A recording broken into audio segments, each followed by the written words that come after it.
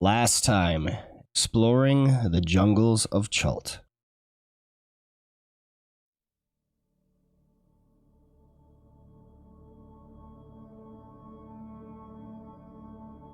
Before the steps of Orolunga, within the mystical embrace of Chult's ancient magics, our heroes faced the trials of the Ziggurat's ascent. Confronted by the inscriptions upon each platform and the living embodiment of Ubtau's ancient jungle magic, they embarked on a journey not just of physical ascent, but of spiritual purification and enlightenment. The path was fraught with trials meant to test their connection to Ubtau's teachings, each step a testament to their resolve and purity of spirit, as dictated by the land itself and the watchful eyes of Ubtau and his 7 Bare. First trial tested their willingness to endure pain and sacrifice for their cause. Despite the magical resilience of the thorny vines that sought to bar their way, they pressed on, undeterred by the physical toll it exacted. Their unity and determination saw them through, cleansing their wounds with clever use of wild shape and healing abilities. For succeeding in the first trial, they each earned the blessing of purification and renewal. Before moving forward to the second platform steps, they all sat and rested a short while to renew themselves. Next, they encountered the crumbling steps of the second platform, a puzzle that required them to draw upon their knowledge of Ubtau's teachings and the very essence of the jungle's creation. Through ingenuity and a deep connection to the natural world, they restored the path, piece by piece, invoking the balance and harmony with nature, the creation of dinosaurs and the tabaxi, and the essence of Ubtau's teachings, thus securing the blessing of foundation. The final ascent was a serpentine riddle, a maze of truth and deception woven by venomous snakes. It was here that their understanding of Ubtau's legacy was truly tested. Through careful deliberation and insight provided by Aku, they discerned between the truths and falsehoods written upon the steps of Ubtau's history with Chult.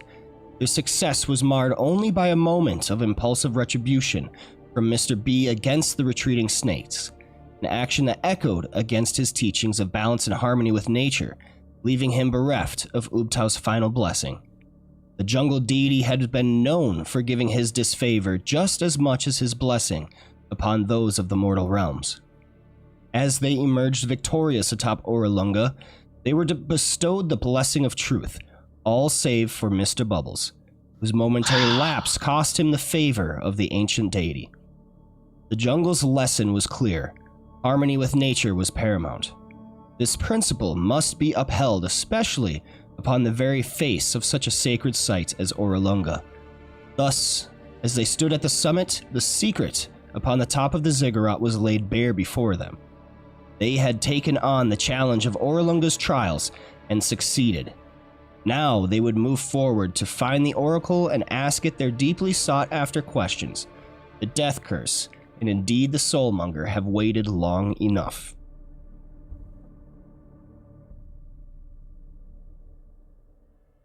And thus brings us to the present moment, where you are all standing atop Orolunga, able to look out over the vast jungle, peering above the canopy. There's an odd scent of incense coming from within, as well as kind of a mystical haze. Almost. You look inside to see a blank room. There's nothing in there. But yet you feel the presence of someone or something powerful inside. What do you do? Is this theater of the mind right now? So he should be on the map.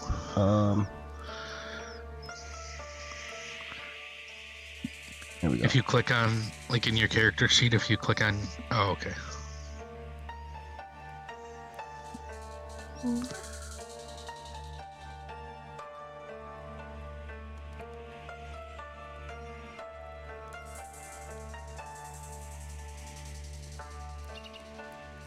Oh, it's a lot of snakes.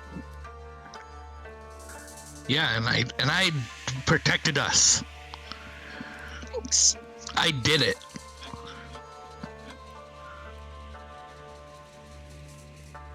So then, do we go inside?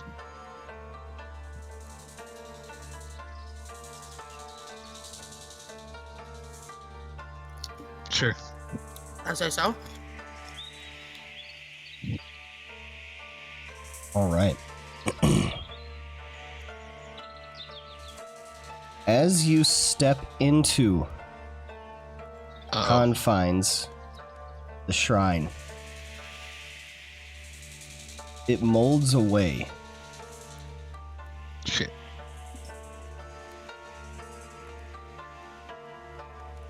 And you find yourself in a new area. All of you except for Mr. Bubbles, unfortunately. Ah, shit. I just like fall to the ground. Oh, no. Hanging lamps illuminate the room, while incense burners fill it with exotic scents and curling smoke. Cushions and reed mats cover the floor. Pots of blooming flowers line the plastered walls, and singing birds flit from plant to plant. There is an immense snake with iridescent scales resting upon a heap of cushions opposite the doorway. It rises slowly to a height of 5 feet, staring directly into your eyes as it moves. Its face is remarkably human-like. Its tongue flicks before it speaks. Responding to other figures in the room. One is a man. The other, this creature. Genocide.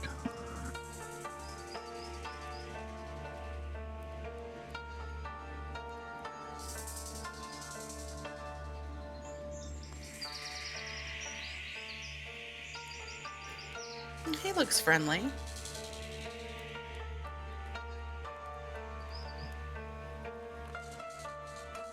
Kind of reminds me of Tingle from Zelda. Really? Yeah. It kind of reminds me of Terrafolk without wings. Yeah? Except I'm not there. I'm panicking because the doctor's no longer next to me. Wherever I am freaking out. This is what the man looks like.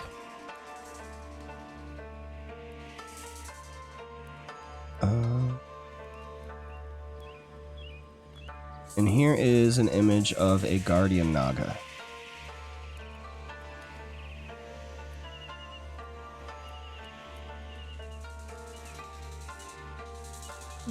As you are entering, you hear the last trailing words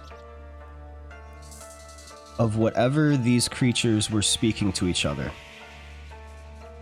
The man speaks to the naga, trailing off like so. But if the city were to... Oh, there's more. As he turns to face you. The snake, as she turns her attention to you, says, "Greetings. I am Sacha Mbaza. What do you seek in this ancient place? Speak truly, for I hear your hearts."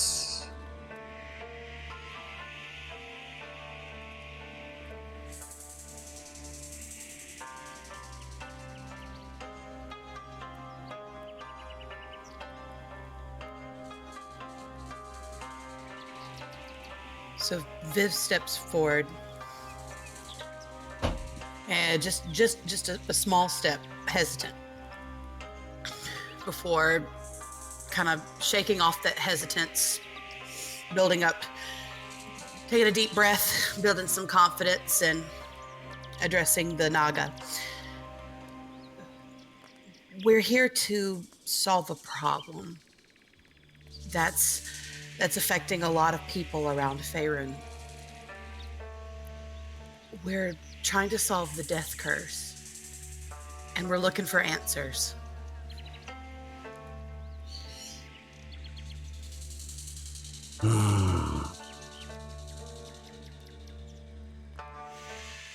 Questions you may seek. Answers are harder to find.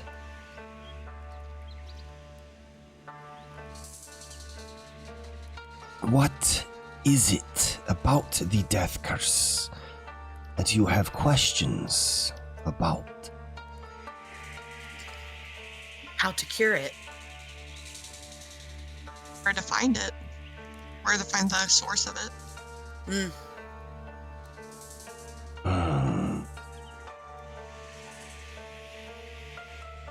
You will forgive me.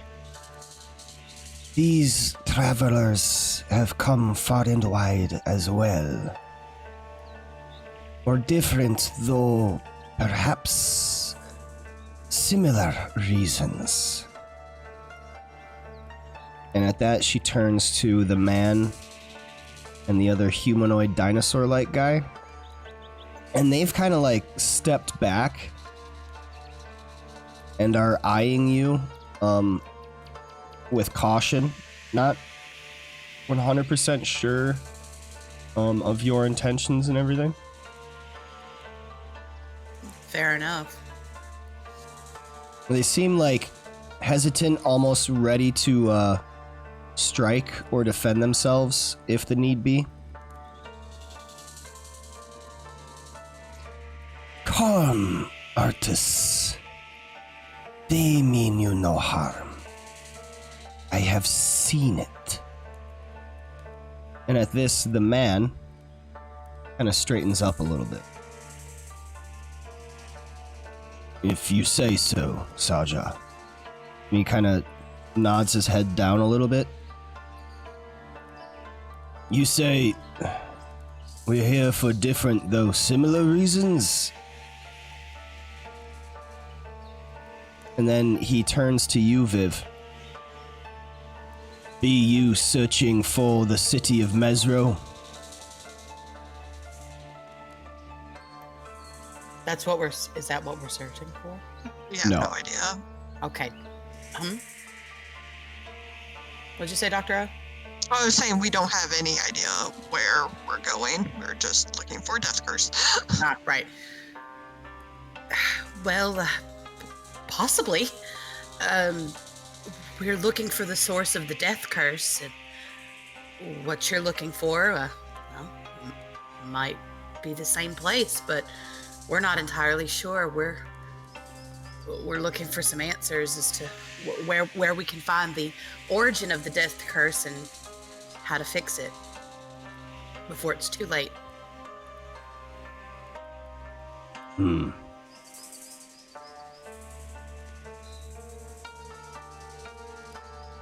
Well, then I fail to see how our journeys and our travels could be similar. So I am focused solely on the lost city of Mesro. Hi, Noct. Hi, I am so sorry. Oh my god. How dare you? Forgot to set your clock back. Yes. Yes. Oh god. No worries. We're really not that far in. We just got into the shrine. Everyone but Mr. Bubbles, unfortunately, was like transported into this like hidden little shrine thing. But I'm still here for some reason. Yeah, just like I can't show you only a one version of this. I'd have to like put you on a different map, but I didn't want to do that. I see the Steel Defender still down to the south, and there's like this plant thing I can move. I also just want to say, like, it's been a black screen for me this whole time. I've just been kind of accepting it. I just me too. Oh yeah, I thought it was just supposed to be black. Oh, I know why. Oh! There we go. Oh, look at that. Oh, wow. There we go. I want to relax on some of these pillows. Hey. I missed one button. I want to make myself at home. This is lush. This place. Oh yeah, I totally misunderstood where we were. Okay. Okay, yeah, cool. And Mr. Bubbles is like panicking right now. Yeah, I'm in some other place panicking. So if I'm in that like empty room, I'm just like running around, like running around. Yeah. If there's a platform outside, like around like an edge around the outside of it, I'm running around that too. If there's anything inside, I might be starting to like break things. I don't know. Oh. I don't know yet. Right. I'm looking for the doctor. Yep. I'm freaking out. She's gone. Should we did we interrupt? Should we wait outside? This feels uncomfortable. I feel like maybe we shouldn't be in here right now. Do not fret. For though you come for different reasons, your journeys are connected. You will both wish to hear what it is I have to share to you.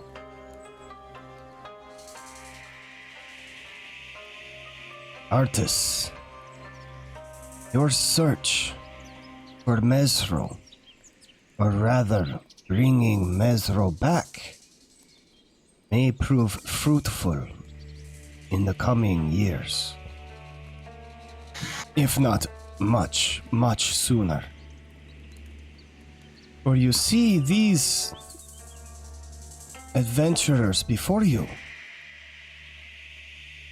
They will greatly aid you, though they may not be aware yet. And she turns back to Viv and Dr. O. You search for answers to the death curse that ravages the land. It is good you do, for it will not stop. It will grow and grow and grow until not just the Sword Coast, but all of Faerun, nay, all of Toril, will be consumed. The only way to end the curse is to destroy that which you already know about, the Soulmonger.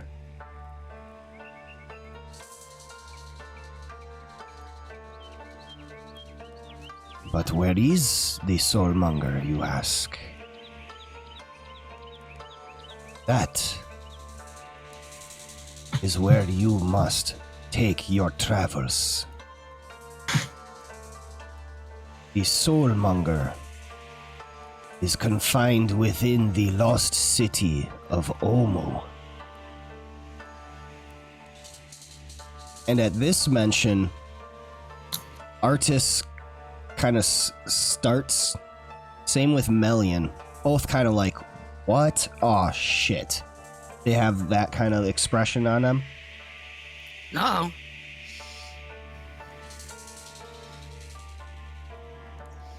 Yes, the lost city of Omu. Gone for 1,000 years.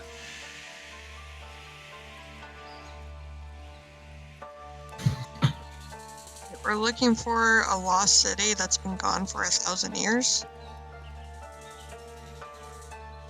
Time has hidden its presence upon Chult. But it was not always so. Many years ago, Omu was a city of prominence, a reason of pride for Chult. Sat upon vast mines of wealth, of gold and platinum, and great gems. Jewelry was sought far and wide from Omuan crafters. But As the city grew rich in power and economic wealth, so too did their hubris. Thinking themselves greater than the surrounding lands, they became more tyrannical in their rule and abrasive in their dealings with others. This greatly displeased Ubtao, and so he abandoned Omu, leaving it to their own devices. And so, without Ubtao's protection, the Omuans fell to the Omuans fell to great destruction, their crops withering, famine and disease. They lamented at their lost fortune, but still would not repent for their ways, blaming Omu and casting aside their reverence of him. And that is when the new creatures came from the jungle. 9 spirits of the jungle came to Omu under guise of great, powerful deific beasts. These 9 spirits tricked the Omuans into worshipping them, giving them boons of great power, not as powerful as gods, but great boons nonetheless.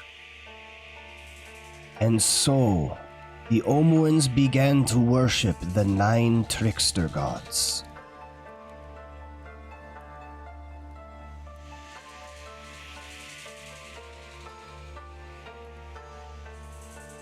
Grappe will take notes as she speaks. They speak.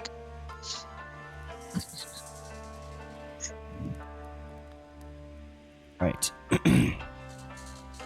I'll go this a little bit slower.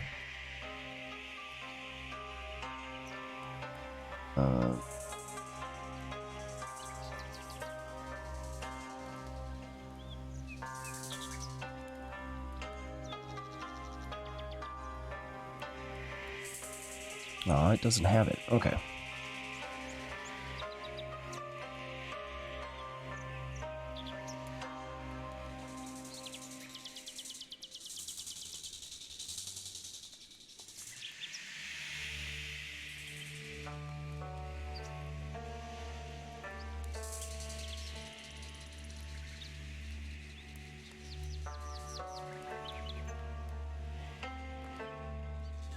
There we go. Okay.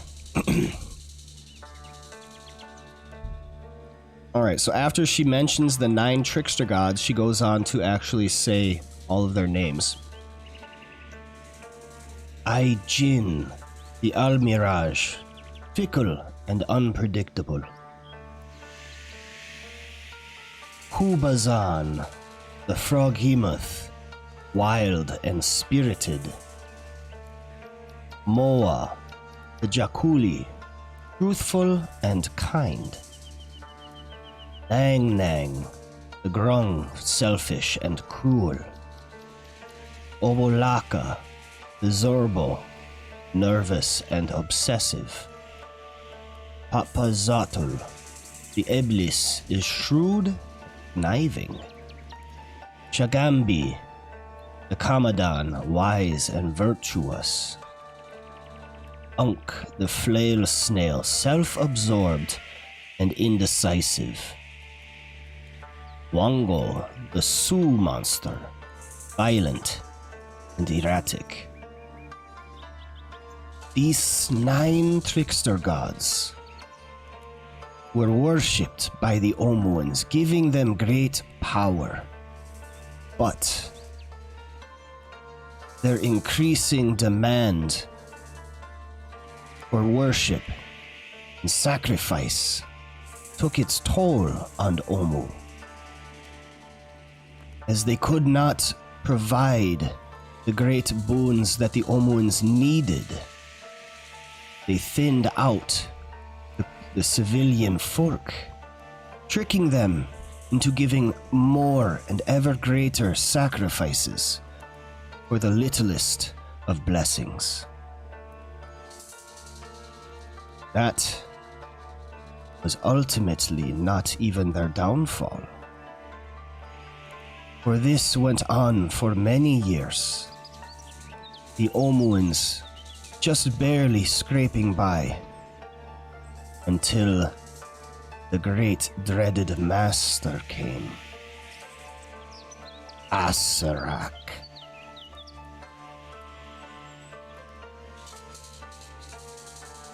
Asarak came, slew all of the trickster gods, and enslaved the Omuans. This brings us to the Soulmonger, for it is Asarak who brought it to our world.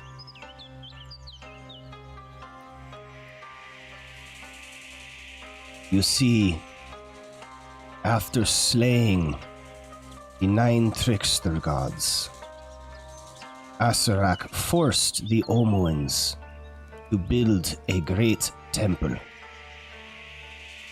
the Tomb of the 9 Gods. This is where you will find the Soulmonger.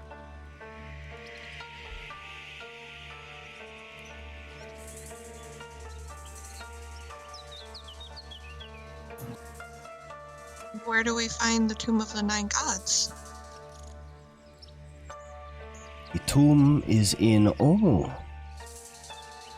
You must first find the lost city of Omu. Are there any stories that might say what kind of landmarks are nearby?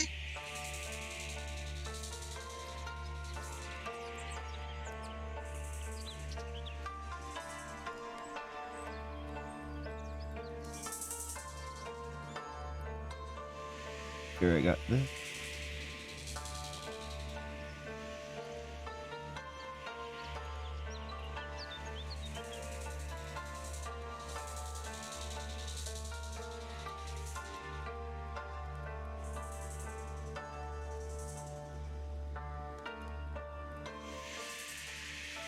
Its exact location is now unknown to me. Shrouded and taken by the jungle. But I do know that it lies between the peaks of Flame and the Valley of Lost Honor. I know that it has also sunken below the level of the surrounding jungle. Perhaps searching from the air for the nearest high ground would reveal itself to you. I think Nomad wants you to get me those dragon wings.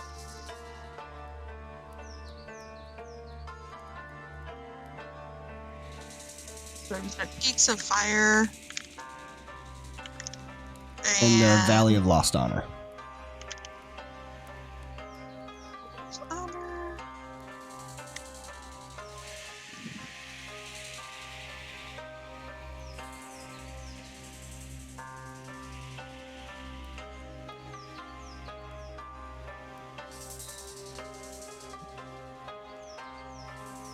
Is Eku familiar with any of that? Oh yeah.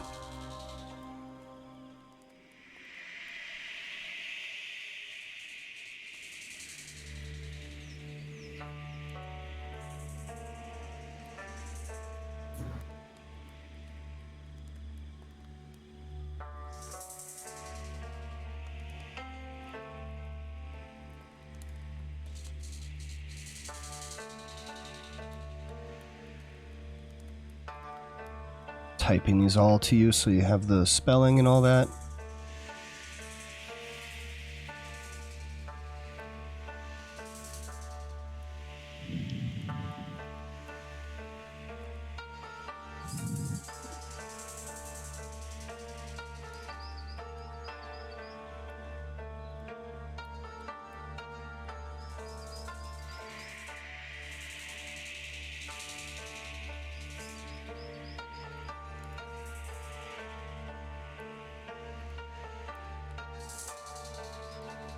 I don't know why Papa Zottle really cracks me up, but it does. Yeah. Zaddle.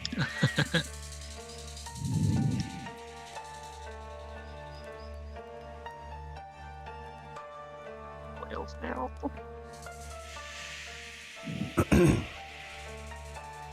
Those are all the 9 trickster gods. And then Saja Nabaza revealed that Omu lies between the peaks of Flame and Valley of Lost Honor.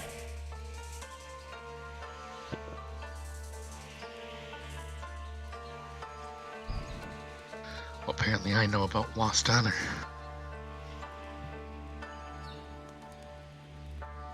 You have to have honor to lose it. Oh, Damn. Don't feed me that bullshit. got your ass. Yeah, get wrecked. Damn. And at this, Artis takes a step forward. Forgive me, Saja, but I still fail to understand how this relates to my quest. I'm looking for Mesro, not Omu. Turns to him. Yes. That brings me to the next part. Artus, you know that there is only one condition that could return Mesro to the world. Yes. The death of Raz Nasi.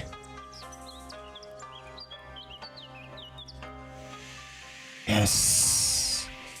And it is for that reason that you must go to Omu as well, if you wish to see Mesro and your love once again. Raz Nasi now lairs in Omu. I see.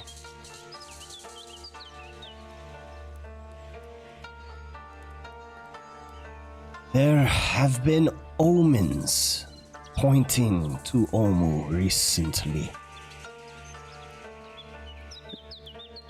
Raz Nasi has taken up with the Yuan-Ti there. And at this you see Artis kind of slink down like, oh, Jesus Christ.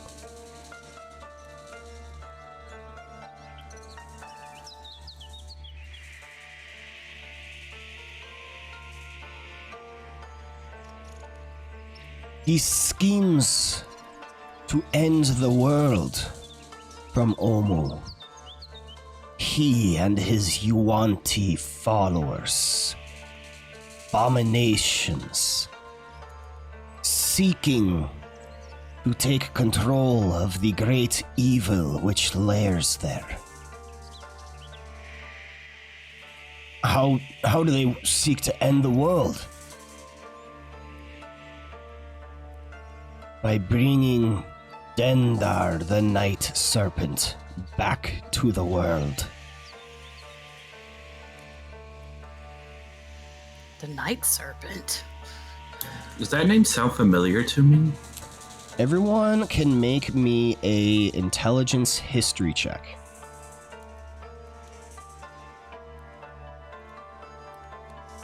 Can I guidance myself? Yeah, you can use religion if you want to as well.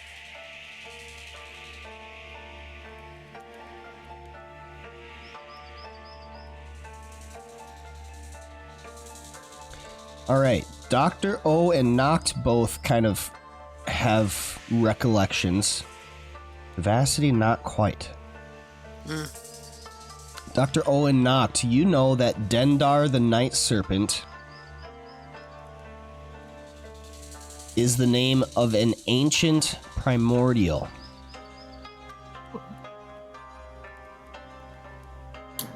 Bad, very bad.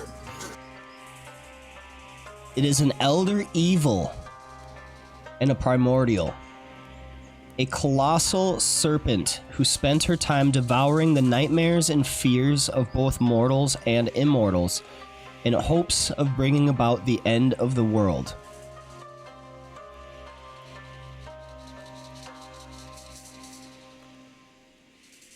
Dendar? So Noct, you know this. Dendar was thought to have been created when the first mortal dream occurred, and she devoured the nightmares of the living ever since. Even the gods were not immune to her ravenous appetite for their dreams.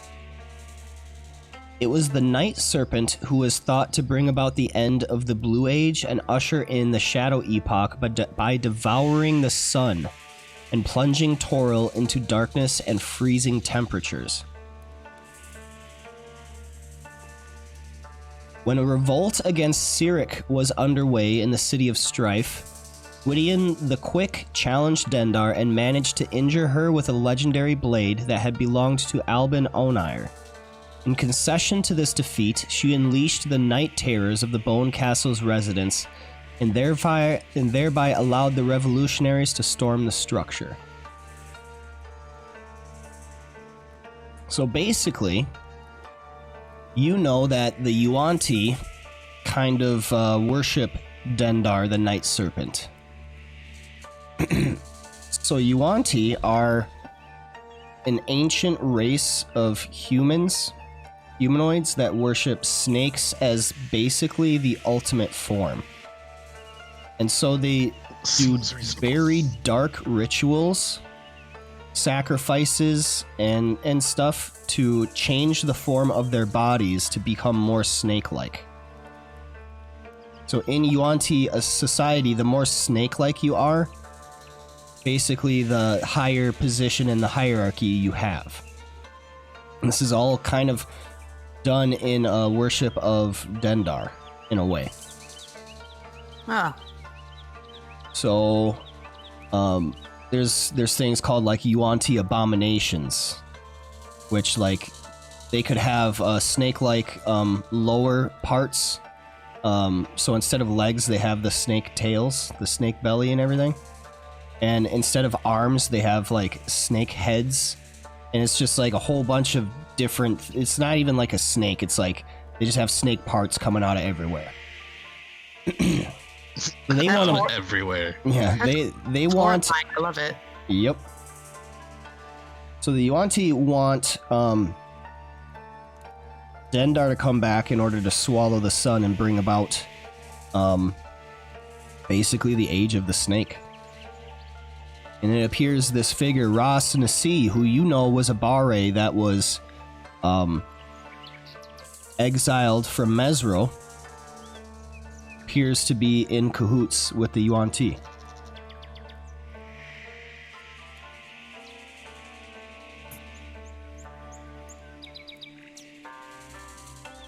Well, now we know have another mission to deal with. We cannot let the primordial stick live, otherwise we're all doomed. What was that first We're one? all what? Don't pay no attention. Knocked? I said nothing. My goodness.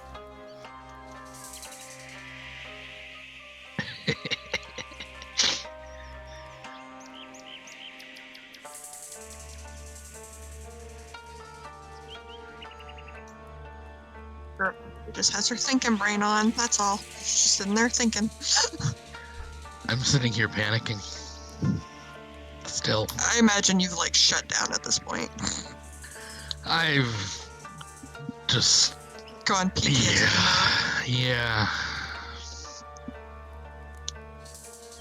I can't handle it.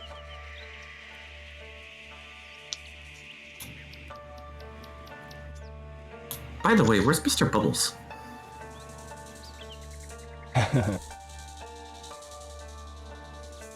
Shouldn't he always be with you, Doctor? It like pokes a hand out. Does it do anything? Yeah, you leave the confines of the shrine. Your hand kind of materializes outside. Mr. Bubbles, you'd be able to see it. Okay. And then she'll just If speak I through was her looking hand that way. because she doesn't have to speak through her mouth. And she'll just be like, nice. it's okay, Mr. Bubbles. We'll be out there. Just this little pseudopod pokes out with a little mouth on the end. Yep, that's exactly. It's okay. We'll be out in just a minute. And she just goes back inside. Actually, she'll just leave it out there. I just Mr. lay Bubbles on just the- like holds onto the hand. I just lay on the ground. I'm just laying on the ground holding her hand. All right. Could you give me the prone condition? That's a drama forge.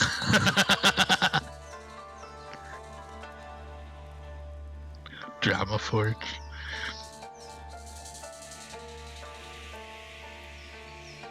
I think everything's 10-foot long pseudopod.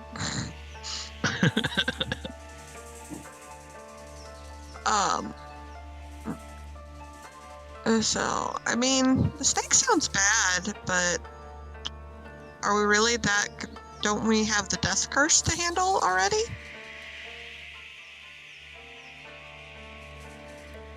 Your quest will inevitably bring you into the clutches of Ras Nasi and his abominations. For if you seek Omu, then you seek the Yuan-Ti. Do we know where the Yuan-Ti are now? Question mark? Is the Wanti in the room with us right now? Just He looks like the dinosaur guy goes, huh? I'm not Yuan-Ti. I'm Dragonbait. Hey, I'm not in the room right now, so it doesn't matter. I was just making fun of like, are the ghosts in the room with us right now? Like that sort of thing. Gotcha. There are Like when you don't believe somebody that something's real. There are many different sects of Yuan-Ti across Chult. But the one in Omu is that which is most pressing. They are close. I sense it. It is my belief they too are searching for the Soulmonger, the source of this death curse you speak of. If they find it before you, the entire world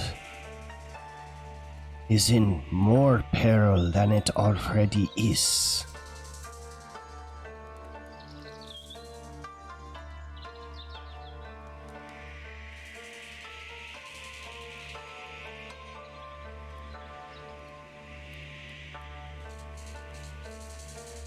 So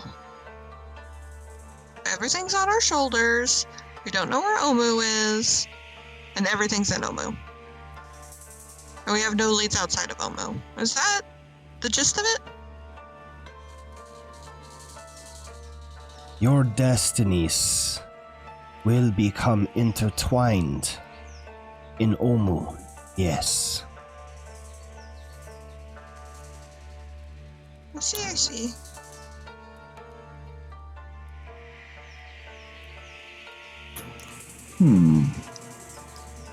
Dear Aku, do you know anything about these Peaks of Fire and Valley of Lost Honor? Like, do you know where we might find those places? Oh, yes. I can bring you to them. Well, that's helpful. It's extremely helpful. It's very, very helpful. I thought it was like something we had to like interpret or sort out. Alright, then I think we have a destiny to run towards. We did enough interpreting and sorting out, just getting to this place. I feel like now we should be getting some answers. Did the answers Omu?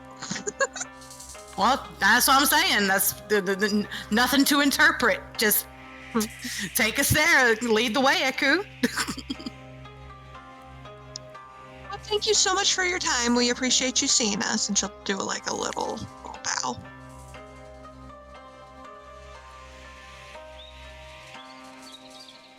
Careful. Make sure you leave with all the answers you seek. But once you leave, you may not return. Why are they threatening you? Can she pull her arm back in? What? I'm just curious if she's able to. Yeah. Because you yourself have not left, just your limb. Okay, she'll put it back out. Any more? I panicked for a second. Could you tell? Always. No. She's like panicking now. Like, do we have any extra questions? She'll like look at the oracle and be like, do we have any other questions? Artist speaks up. You say Raz Nasi is in league with the Yuan-Ti? They're his followers? What exactly does that mean, Saja? I can only tell so much from the omens. But it is my belief he leads all the Yuan-Ti. If we know anything about those abominations, they would not follow one that is not of their own. Great, so that means Raz has become an abomination himself.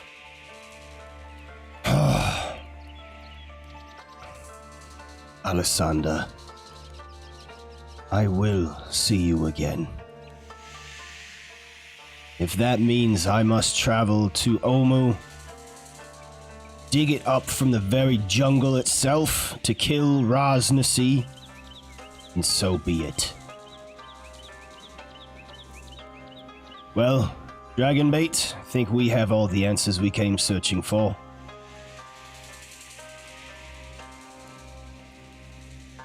Do you know this Raz person? He looks at you with very hard eyes. Yes. Personally. Well, we have a vested interest in also ending this.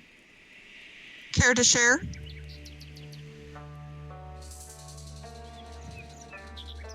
Forgive me for being wary of strangers. I know you are welcomed in Saja's shrine, able to get through the trials as much as we. But I do not know you. Just shrug. Okay.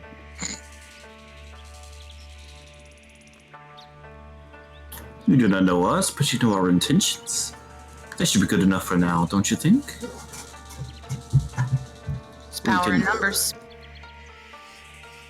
I Safety too. may make mean- sense to band together for a time.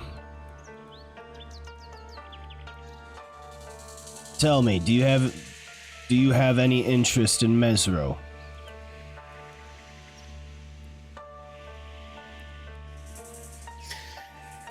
I wasn't familiar with the word until today, but me personally, I can't speak for the rest of my party, but me personally, if someone helps us out, we help them out in turn.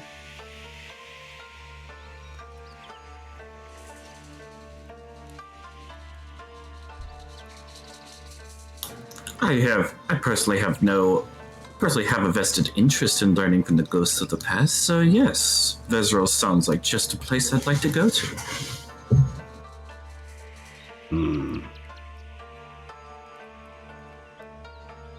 It is my burden to bear. I would not ask you to partake. Matter of fact, it would make me a bit more comfortable if you stayed away. Mesro's past is already haunted by enough demons. Calling us demons? Wow. Viv looks up at her horns for a second, then looks back at him. I'm gonna take that as a little bit of figurative language there. Oh yes, my apologies. Speaking figuratively, not specifically about you. I should hope so. Now, it's all right. It's all fine by me if you prefer to part ways, but I think we should take at least the journey together.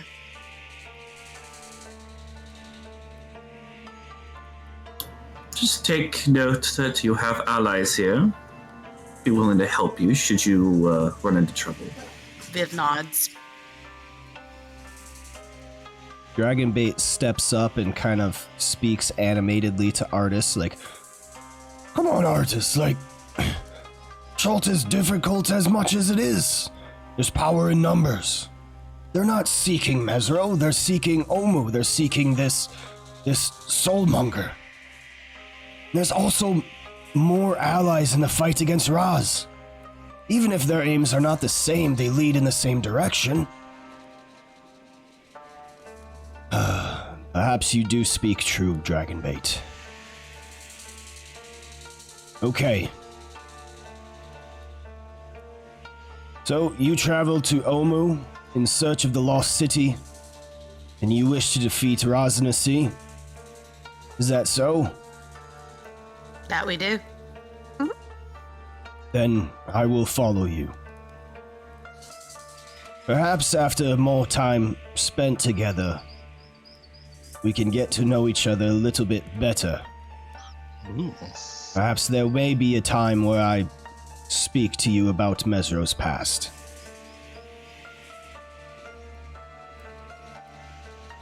Raz Nasi is utter evil. A Bare upon once a time, now corrupted in his own hubris. He has doomed enough of Chult with his wandering undead armies. Exiled for a just reason. He must be put down to correct that mistake.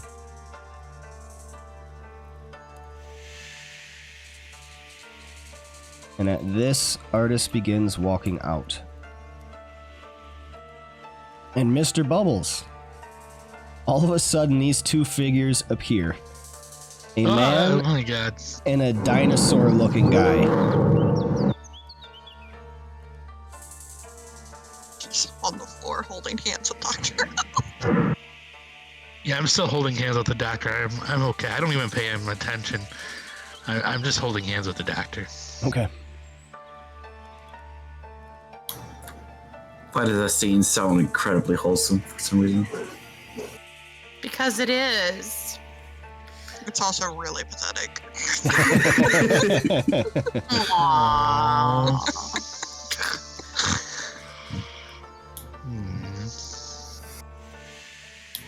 Like a puppy. impatiently waiting for his master to come back. No, that's at the bottom of the stairs.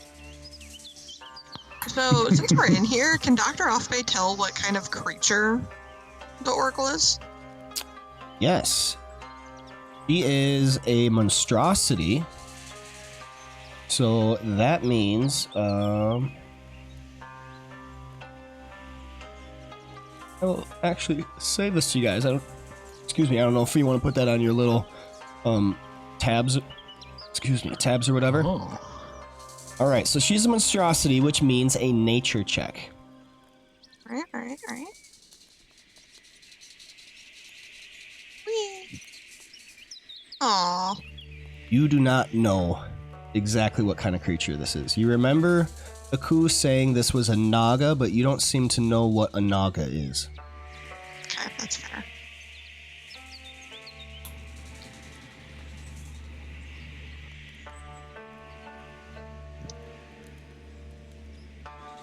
I have but one more question I might ask.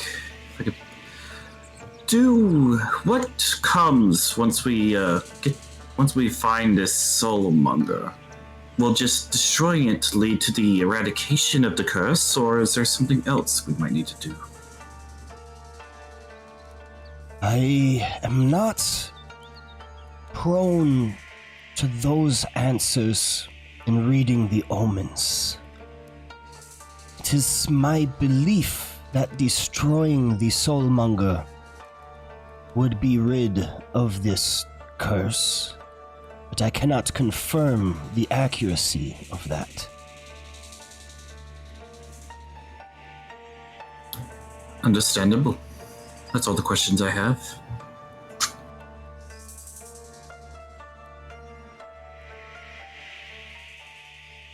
Thanks again. Dr. Offbay will leave.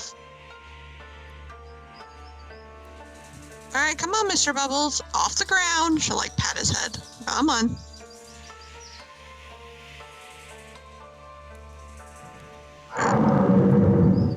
Hi.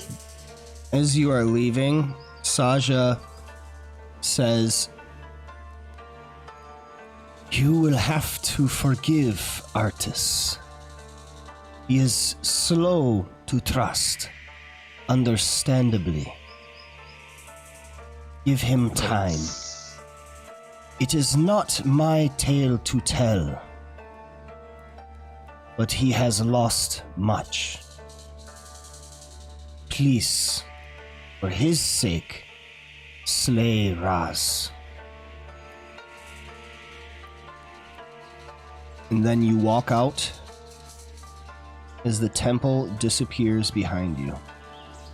Thought they were gonna just stop at he's slow.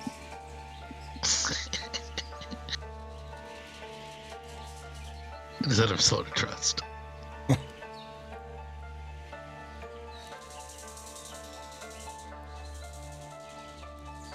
Down the stairs. I don't know anything about these stairs. But I see a lot of snakes and a lot of twigs. The snakes were very dangerous, and I protected everybody from them. That he did. Thank you, Mr. Bubbles. They attacked me. Did you deserve it? No. Okay, just making sure.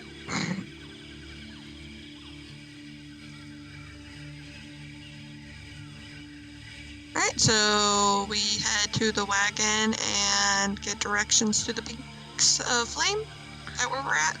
If we try to go down the second set of stairs, can we even walk on them?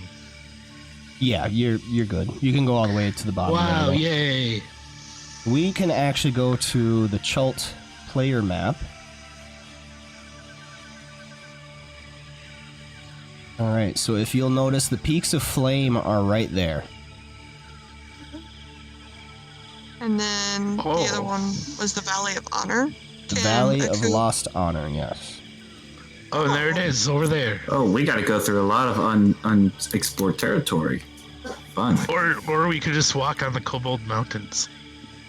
We could go to Jahaka Bay, take the river and head out to the bay, and then come back in through the Land of Ash and Smoke, or up through Or the Shilku Valley Bay, of Lost Honor. Yeah. Either one of those. I don't man the Land of Ash and Smoke because I don't breathe. Eku would probably have more insight into which is the safest route, so I defer to her. Yeah. I think potentially Dr. Elfbay will kind of show her up through the bay and up through the Valley of Lost Honor. Especially now that we know that it's nowhere near as bad of a trek through every single hex. tNomad was miscalculating.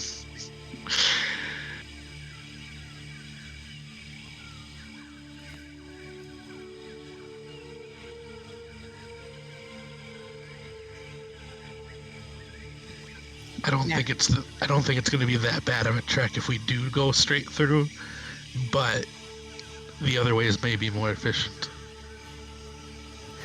Viv would definitely seek Eku's insight into this. As Oh yeah, Aku is the expert, of course. Yeah, as their guide, she kind of brings the map over to her and kind of asks, "So, what do you think would be the safest and most efficient way to go?" Well, if it is to the Peaks of Flame that we wish to go,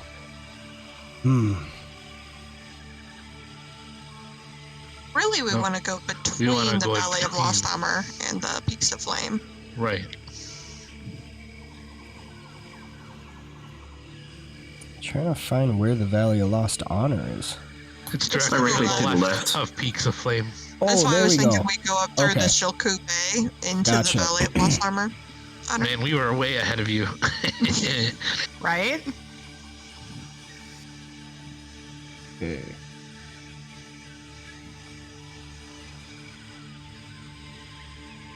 All right. We do have a journey ahead of us, though. Damn. If we must go towards the Peaks of Flame and the Valley of Lost Honor, going through the jungle would undoubtedly take us through great undead territory. But I am not sure how to get around that. I know you say Jahaka Bay, but there are many sea pirates that port around these areas. Ooh, but if we kill some sea pirates, then we can take their ship. Yeah. And their treasure. I could carry that ship. I don't want to see that now.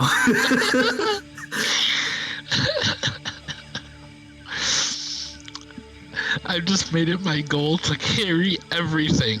I'm gonna become Atlas. He's like a Katamari, just collecting like vehicles as he goes. It's just how much he can stack on top of him. One day I will lift the world. You see a wagon on top of a canoe, on top of a galley, on top of a galleon, on top of a man of war, on top of a small little 6-foot tall robot. Hey, All the way down. 8 foot. Sorry, 8 foot. I'm closer to 8 feet. Thank you. Still. I'm really enjoying the idea of going through the bay. I think we could come up through the Valley of Lost Honor that way. And also, I heard the word pirates, like, out of character, and that sounds fun. Like, you said pirates, you got us. Like, you drew us in. Yep, we're sold now. Oh yes, oh yes. It had Let the campaign derailment commence. You So had we- the opposite effect of what Aku wanted. We take this river down into the bay. Yeah, I feel absolutely. like- Go, what is this? The Atlas? What's a Kalaka? Kahalka? Kahakla? I'll point to the map and ask So Aku. you don't actually have a map. This is just so that you guys can see it as players. So I thought we rude. got a cheap map Did you? in town. I thought we did. I thought we did too. Okay. It might not have these things. I seem to kind of recollect that now. Yeah. Okay. So I mean, the map wouldn't be like this, but yeah, it would be rough enough that it'd be rough enough that you can kind of see one up, the but it outline. wasn't complete, just like this one isn't. So you probably don't have like the names per se, but you'd have like an outline of Chult and everything. The well-known areas like Valley of Lost Honor, but the Ataz Yikalwazi, maybe not. Ataz Kahakla. And down the rivers we go? Is that the team spirit? Yeah. That is the team spirit. I will sing songs about rivers as we go. Perfect. What about you, Nock? You good with that? Yeah. I'll be like, Sounds rolling, rolling, rolling on the river. Though I would be remiss if I didn't mention that I was curious what lies with the deeper in the jungle, but a trip around sounds enjoyable. First death curse, then exploring. Or maybe we can get a hold of a boat. That'd be nice. So if we go to Jahaka Bay, perhaps likely encountering pirates, that will bring us around to the other base, closer to the Valley of Lost Honor. Mm-hmm. But these valleys also have dangers of their own. I know tales of great fire newts, which roam those areas and are very territorial. And also, I can't help but remember Saja speaking of Omu being down, sunken below the jungle's ground, saying to search for it above. Oh. Is it that you wish to go to the Peaks of Flame to see which might be seen? Well, we just need to fly. That's a sensible direction.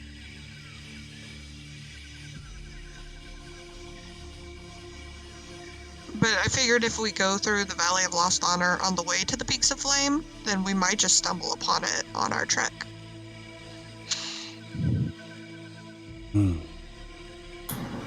If this is your course of action, I will follow along, lead you as best I can. I do find myself curious. What do you know of this Shilku place? Shilku Bay? The bay and the location next to it. Not much. It has been long since I roamed Chult outside of the area of Portanai and Zaru in search of adventurers such as yourselves. I have always been closer to Mabala.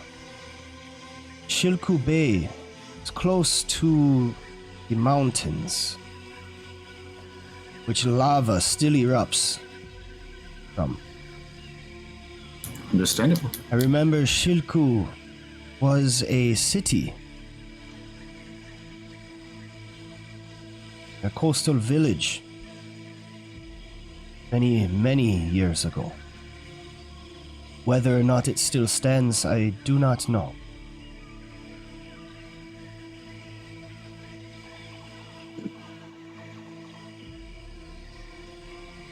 If it does still stand, that's possibly a place to resupply as well, so... Yeah.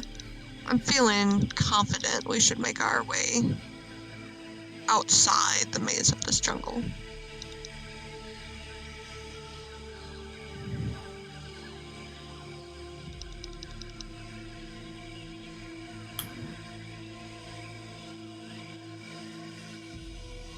All right, so is that what you want to do? You want to go down the river to Jahaka Bay and then over to Shilku Bay? Yes. So just Sounds know good. that, I'm not going to be offended if you all do not like that course of action. I mean, it sounds fine. Okay. Sounds fun to me. I don't have any. And You got my attention. No complaints here. All right, then that's the plan. All right. So, we are going to begin setting out. Melian's not here as the travel lead, so I need someone to stand in as the travel lead. That's just the person that determines where you're headed, what pace you're going at, and how long you travel for.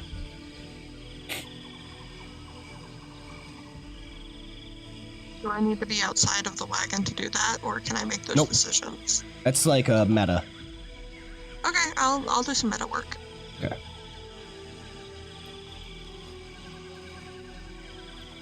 Alright. So then we are heading to the river. We're gonna go normal speed. And I don't know how many hours we've already traveled today, but... You I'm haven't. Cool. Then it's gonna be nice 4 hours. So, let's see.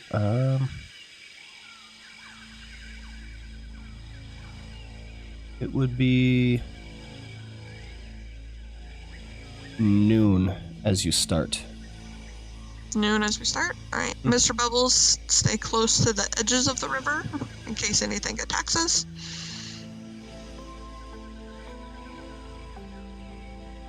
And then I plan to just follow the river path.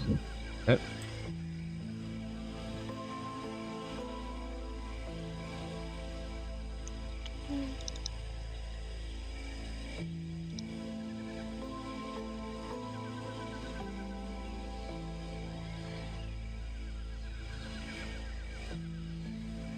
I don't know how good trail-based blazing would do on a river, but if possible, I'd like to do that.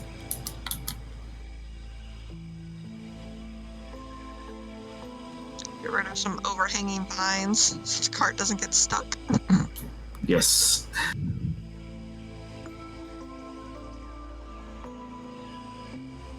All right.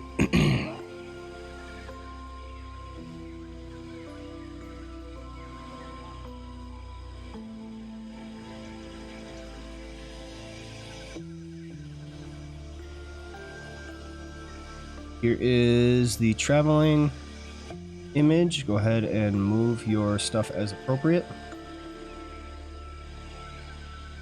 Who will navigate? Melian can help that.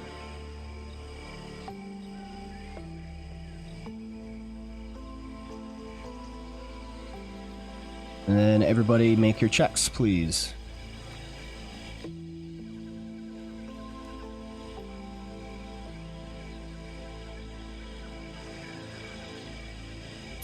This will give me a good opportunity to work on my proficiency while we're traveling.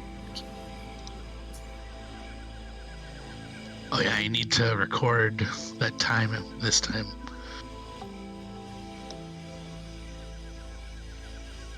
Thank you for reminding me.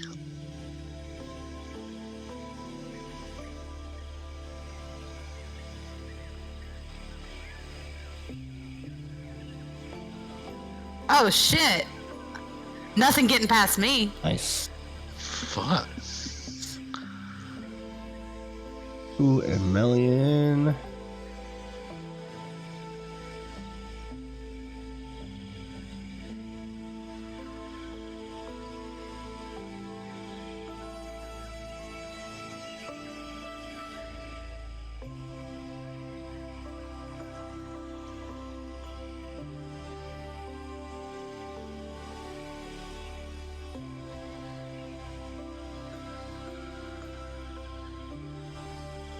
Who gets a 9, Melian gets a 13.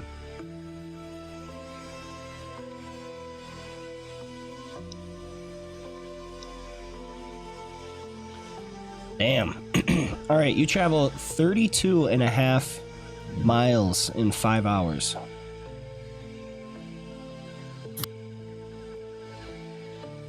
Very successful.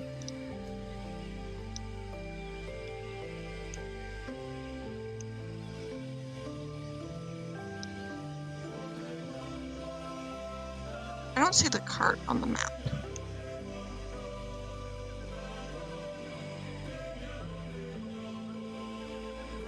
That's because it was put on the other map. Start at Orolunga. Each one of these is what, 5? One hex is 10 miles. Yeah, now don't Orolunga. miscalculate. And 2.5. So that's at 5 p.m. Nice. How long do you want to stop for? 1 or think we 2 hours? Do at least one, so let's just stop for an hour. Everybody rest up. Sounds good. Yep. I Okay, need now we're someone ready to. I also need someone to roll me a d20, please. Oh. Oh, I'll roll a d20. Bam. You couldn't just roll a 20. Where's a d20? Well, is that higher encounters? I don't want to roll low. I don't want to roll 1.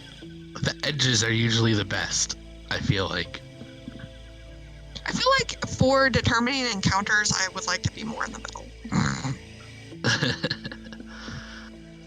But I don't know. I don't know what the chart looks like. Viv, let me know what you think of what I posted in the Discord. Oh, let me see.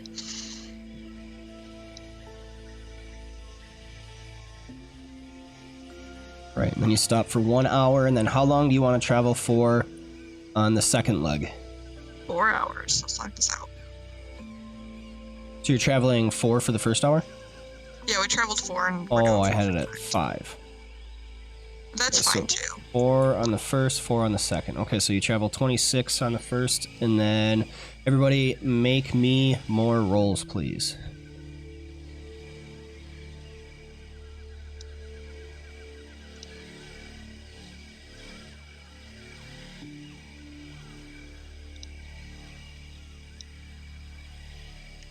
Okay, work. Well, Thank you. Mr. Bubbles has a theme song now. Oh, that's not my theme song. That's just for this river. Oh, it's the river theme song. Prancing down the river to pirates. Hell You bring yeah. justice to the seas, so pirates will retire. Hell yeah. I still need a keep watch from you, Viv. Oh, sorry, my bad. I distracted her. My apologies. I was distracted by. By my amazing music skills. Let's see. I made an amazing song. Right, with a 15. So you travel 6.5 hours until it gets dark out, at which point you travel an additional 19.5 hours for 26 total miles. Second leg. Someone please roll me another d20. Someone else can do it. sure, I'll do it. Oh, never mind. Sorry. Everyone's like, oh, me. Alright, 15. Oh. Nothing happens. Mr. B, aw. Another 26 miles. I mean, honestly, if something happened, we'd probably just be sitting under Liam's tiny hut anyways. Yeah. Yeah. How many hours do we get each day for downtime activities? So Like for it's, training it's mobile eight, or- it's 8 hours of travel. So you'd be getting 8 hours training towards yours because specifically we agreed that you get it for traveling. Right. And then Dr. O gets the 8 hours for traveling because she's doing that the entire time. And then there's the time between when you stop and when you take camp. So right now you'd be stopping to that. take camp right away.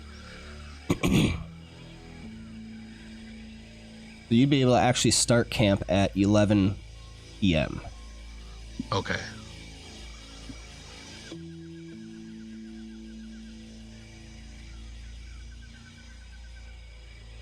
Right, and you find a campsite that is hidden and defendable, but not comfortable.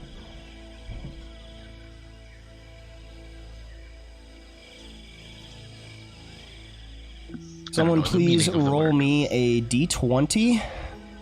See Me. I'll if do it. anything happens during the night. No, Viv, you do it. Once bibs. Well, maybe I shouldn't have been so adamant. Wait, did it roll? I don't Nope. see it. Oh, never mind. Okay. Nobody saw that. Great.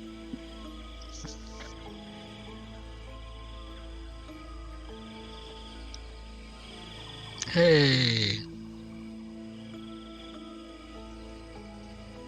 All right, with a 12, your full rest goes undisturbed.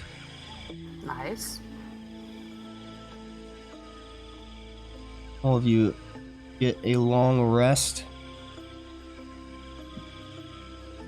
recharging everything.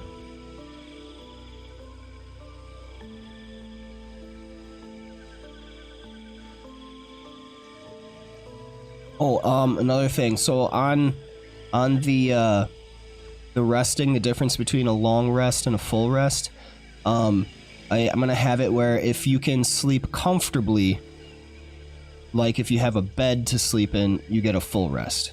So it's no longer because of Leoman's tiny hut that you get the full rest. It's because you have the wagon fortress, because you can go inside and then you have comfortable beds in there. All right, cool. Just one little minor distinction that I think kind of explains the difference a lot better. Not necessarily that So you're even- protected, but that you can sleep comfortably. So even if we can't find a comfortable campsite, we're carrying the comfortable Yeah, with us. You're carrying a comfortable, defendable campsite. It's just not very well hidden. Okay. You wake up at...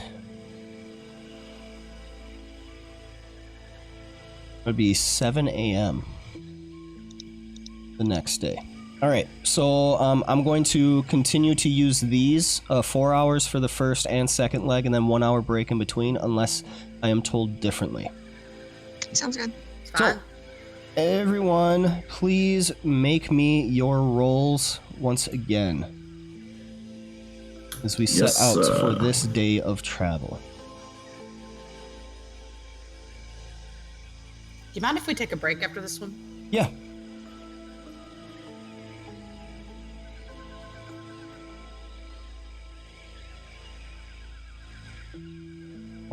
Then everyone can listen to my amazing song. Yeah, exactly. That's why. Yes. No other reason why.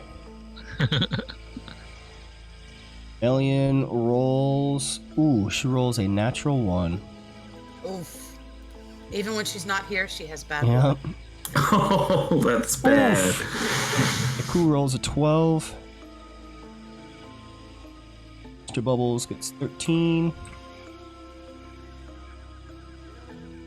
Knocked 18. Live 23.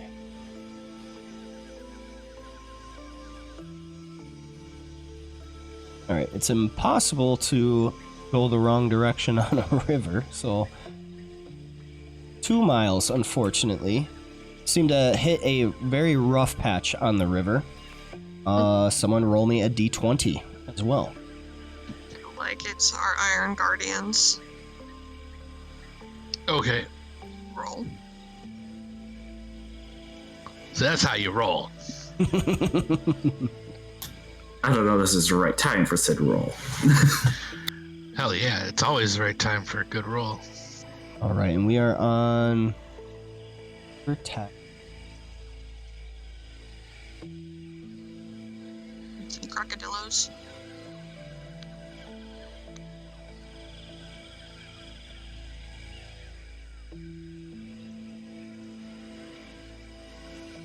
Maybe we'll encounter those cannibals we saw before.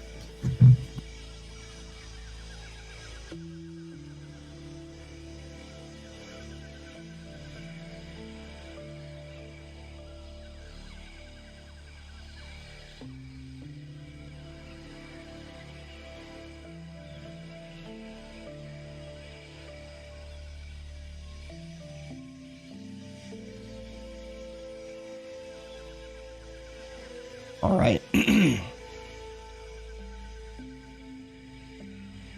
So, as you are traveling along on this river,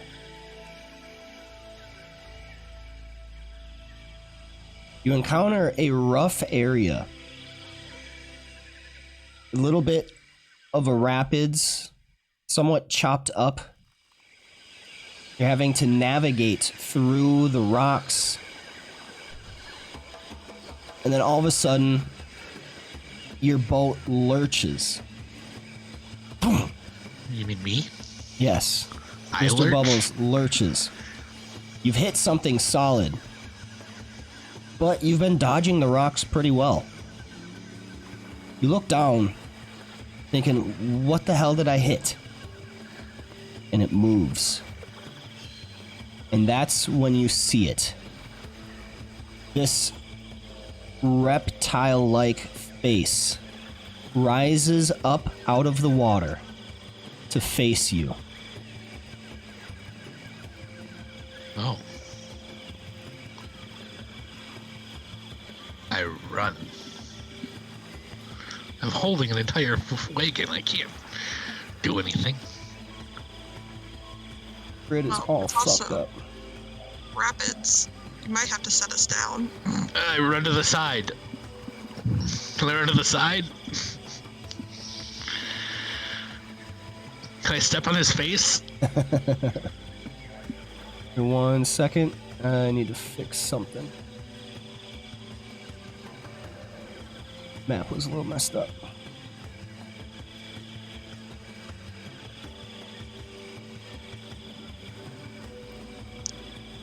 Alright. You're on this map. It's water. I would like all of you to arrange yourselves somewhere within this square. Which direction are we traveling? You're traveling to the southeast, we'll say. Okay. I'm in a pretty good spot. I'll stay where I am.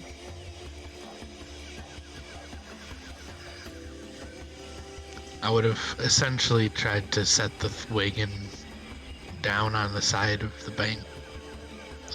The bank on the side so that everyone could get out.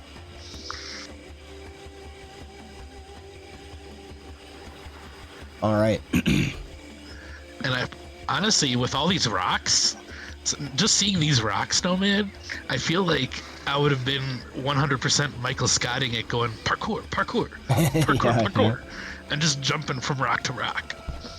Alright. Just FYI for your mind. So, as this head rises up out of the water, you see the We wanna take a break Plesiosaurus first. like you did before. But before okay. we roll initiative, we are going to take our break. All right, cool. That's not. Oh, Hello. I just came in on something dark. Uh-oh, what am I coming on? Mr. Bubbles is destined to die because he's the Iron Giant of, our, Oh no. of our universe. But the Iron Giant, you know, the ending of the movie, the Iron Giant doesn't die; he just gets scattered everywhere. Spoilers. So yeah, he's just in pain for the rest of eternity. Dr. O, did you say spoilers? All right, here, try this one. Check this one out. 1999, Dr. O. The movie's been out for 25 years. Here, listen to this song. Listen to this one.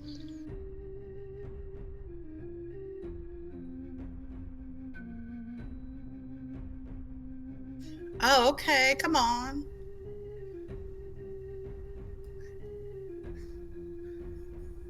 Come on, Club Beat. Kind of reminds me of the Pokemon theme song. No, that's exactly, like, come on now, that's the vibe. I was trying to figure out what the vibe reminded me of. Now, yeah, that's definitely it. The vibe is it's literally futuristic electronic is what the style is.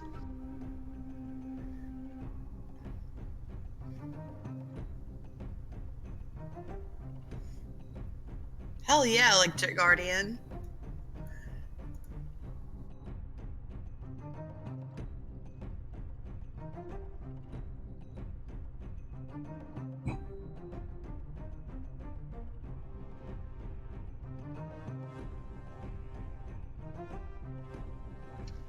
Yeah, that's more like my theme song.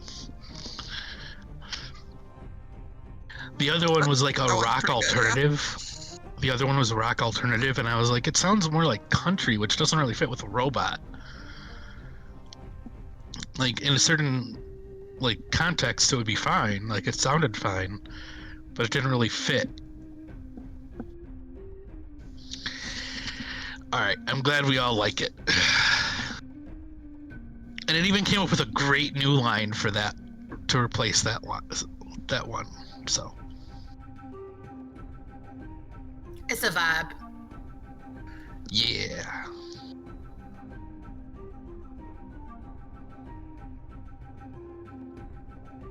We should roll for initiative now, right? Yeah.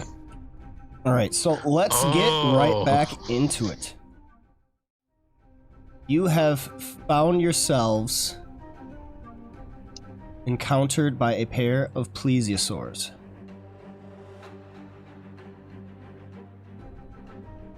Come on, Noct. Initiate Well, that too. Nock's ready to go. I've been born ready. He's fluffed up his feathers and he's like, let's do My it. fantasy grounds like changed screen size. Feathers are ruffled, fellas. Oh shit! Mr. Bubbles is ready too. Am I? I can't even see You it rolled a yet. 20, Mr. Roll a Bubbles. 20. Nice. Feathers are ruffled and the iron's hot. Let's go. I saw this little owl getting ahead of me, and I was like, Me and Dr. O are like, do we have to? All right, Mr. Bubbles, you receive initiative. What do you do? So, have I already set the wagon down or anything? Or are we saying we're all ready to go at this point? Yeah, you would have set the wagon down. Great. All right, then it's already within range, so then I just stab at it. Why is it not? Hang on, let me get my combat tracker up. You're targeting it. When you're in Yeah, that's melee, how- it doesn't show it. It usually does for me. Unless Real it's quick. new. Nomad didn't give us all the long rest for the night before. Should have. I still got. Oh, it's probably the, yeah, okay. Mine was fine. I went from Yeah. 61 to 65. It's just my spell slots were still used up. Yeah. That's why I asked. I Oh. mentioned. I got I just unclicked them. I was like, all right. Boop, boop. Well, That's fair. Oh my gosh. Alright, You extra attack. miss with a 9. Yeah, I figured. There we go. However, a 22 hits. Mr. Bubbles strikes out in 2 successive strikes, dealing 12 points of slashing magical damage to the plesiosaur. Knocked, you receive initiative. What do you do? Maybe I should have gotten mad. Let's try to. Let's try to interrupt this other guy before he has a chance to run. I'm going to cause fear on Plesiosaur too. Okay.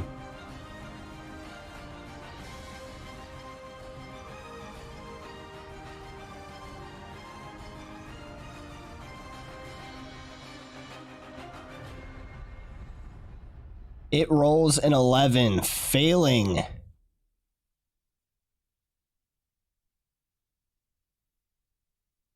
It is now frightened. It is now frightened. I can't remember if I have to click on both effects or not, just to one. Let me see.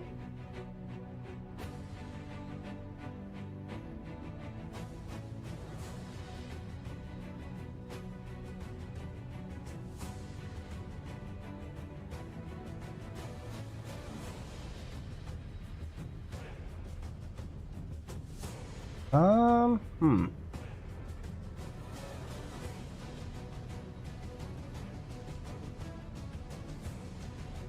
Just one. I think those are two different versions of doing the mechanic. I think we're all Okay, right. cool. Sounds Okay. good. All right. Yep, my turn. All right, Aku is going to fly out here. Wait, does attacking it drop the fear? Let's see. It doesn't say. Okay, if it doesn't say, then So we are no. good. So it is It going just says- to attack with a bite.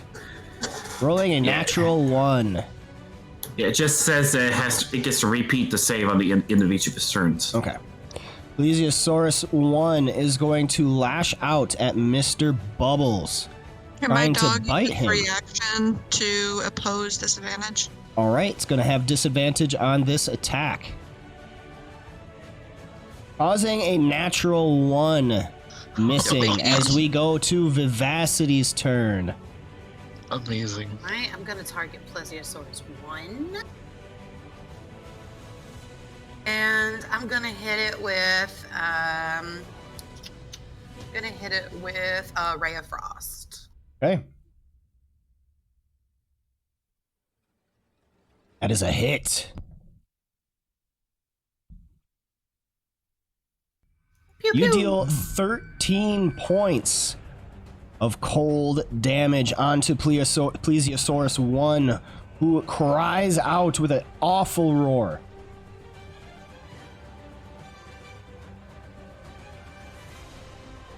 Shoot. Alright, I think I'm good. Actually, let me give bardic inspiration to Noct.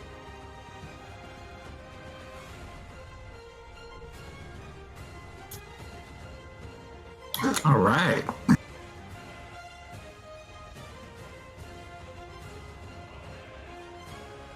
All right.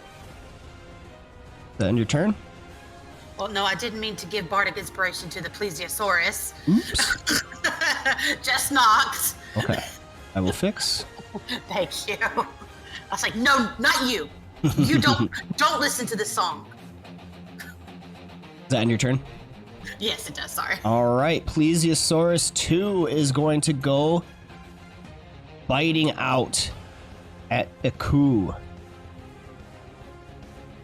Missing, thanks to the frightened condition. At the end of its turn, it's going to roll its saving throw, of which it fails, continuing to be frightened, taking us to Dr. Ofe's turn. Okay. Got this. I have Plesiosaurus 1. Alright, we are going to pull out our staff. We're going to two-hand the sucker, and we're going to boop. That hits with a 15. Dealing 9 points of poison and bludgeoning damage. What's he got? Can we do it again? You hit with a 19. Roll damage. 14 points of bludgeoning and poison damage. The Plesiosaurus is still alive. And then that is the end of my turn. All right. Taking us to the Steel Defender's turn, who is going to, let's see. It's going to, where is it? Dodge. That takes us to the top of the round with Mr. Bubbles. What do you do? Oh, hello. I tried to not be outdone by the doctor. Naturally.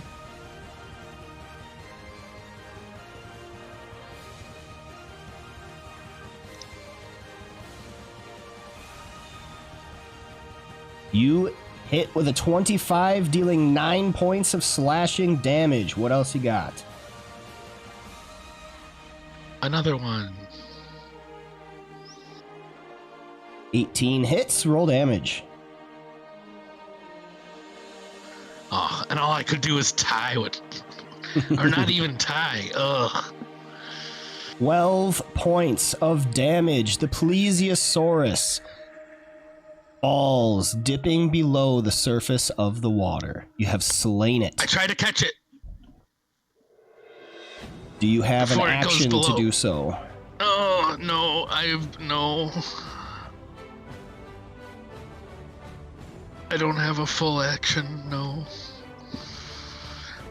But I do have rocket hand grab on my next 6 seconds, like within 6 seconds of it slipping below the water. All right, Noct, you receive initiative. What do you do? I'd like to go ahead and, let's see. Yeah, I think I'm going to go ahead and fly over to Plesiosaurus 2 and try out a weapon I haven't gotten a chance to use in a while, my Sickle of False Life. All right. That I got from Nanny Poo Poo.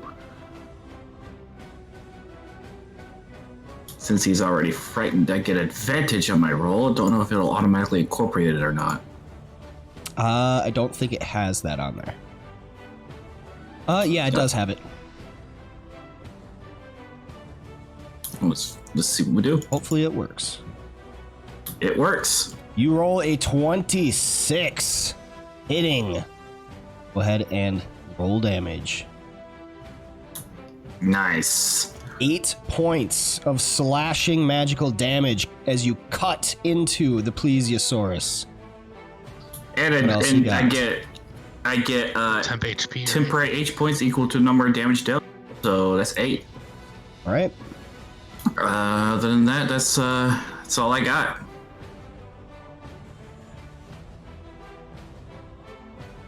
Oh, cool. All right.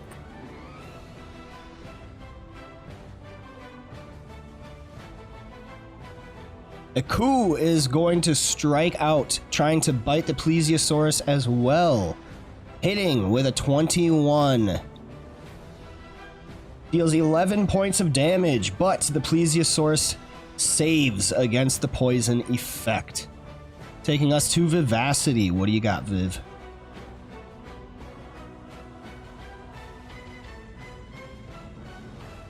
Go with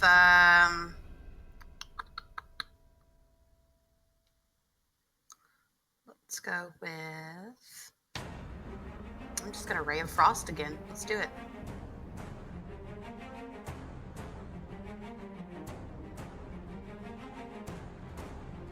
You hit with a 20. Roll You damage. hit me too. I thought I untargeted you. Sorry. Is out for blood. Clearly. She's seeing red. You deal 9 points of cold damage, crashing into the Plesiosaurus. All right. That's going to give a bardic inspiration to Dr. O. Hopefully, She's I doing only. fine without it. Well, you know, a little inspiration could never hurt anybody.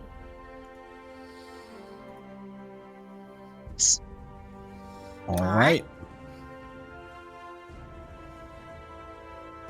Anything else, Viv? And that's my turn. All right. Plesiosaurus 2 is going to attack Aku, biting at her. Hitting with a 20, even with disadvantage. A savage prehistoric strike coming out, dealing 19 points of damage to Aku, which is resisted. Taking us to Dr. Oafbay. As the little Plesiosaurus starts to sink, am I able to grab it on my turn? Yes. Okay. It's I not even would. been a full turn yet, so Yep. I would hope I would so. like to do that. What do I need to do that?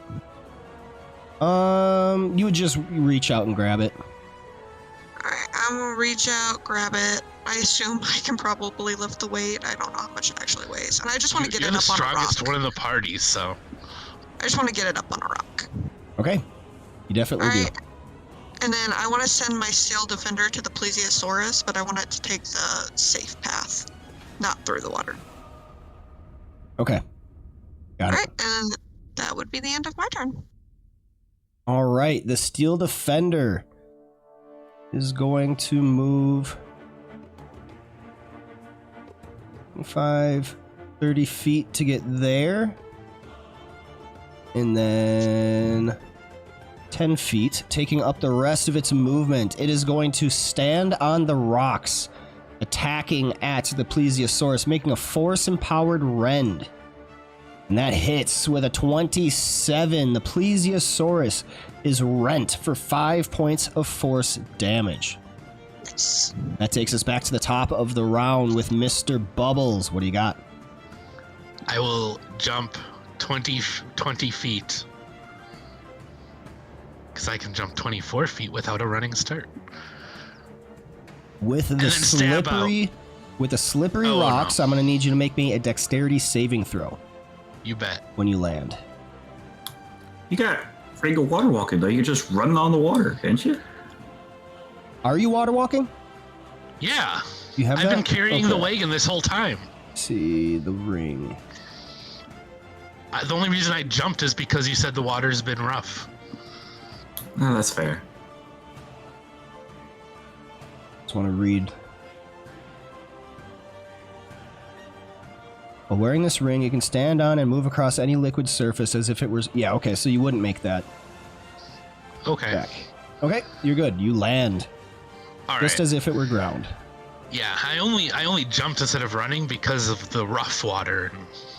I figured it would be essentially difficult terrain. So, okay. Well, then I slashed out at the thing. All right.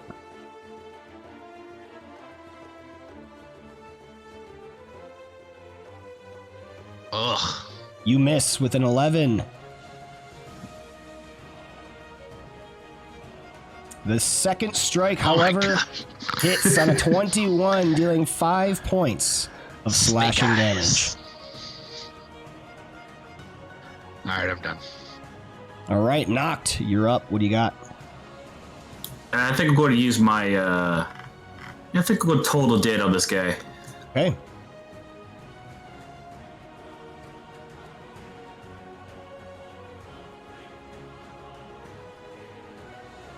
It fails with an 11. All right. Viv, don't forget to untarget Dr. Offbay. Yeah, yes, sir. 21 points of necrotic damage as knocked lends a ringing bell of death. To whom the bell tolls. All right, it's my turn. Okay. Iku is going to strike out as well, making a bite attack against it. Scoring a hit with a 26. She deals 10 points of piercing damage. But the plesiosaurus saves against her poison, taking us to Vivacity's turn. What do you got, Viv? Finish it off. I'll try. All right. Let's Let's Dissonant Whispers.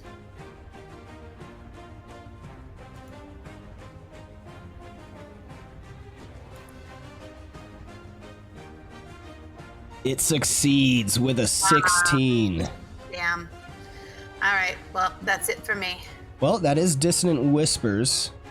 So that is a leveled spell, and I believe it still deals damage on a miss. Okay. So I'll read the spell Yeah. description. Usually leveled spells are half unsaved. On a failed save, it takes 3d6 psychic damage and must immediately use its reaction, yada yada yada. On a successful save, the target takes half as much damage and doesn't have to move away. Yep. $13 reduced to 6. Your Dissonant Whispers are saved against, but they still pierce the psyche of the plesiosaurus. right. As they connect, you see the eyes go blank. How do you want to do You this? did Viv? it. I think the whispers just kind of grip its mind to the point where it just sinks down into the water. It just No. it submits to the whispers and falls back into the water. All right.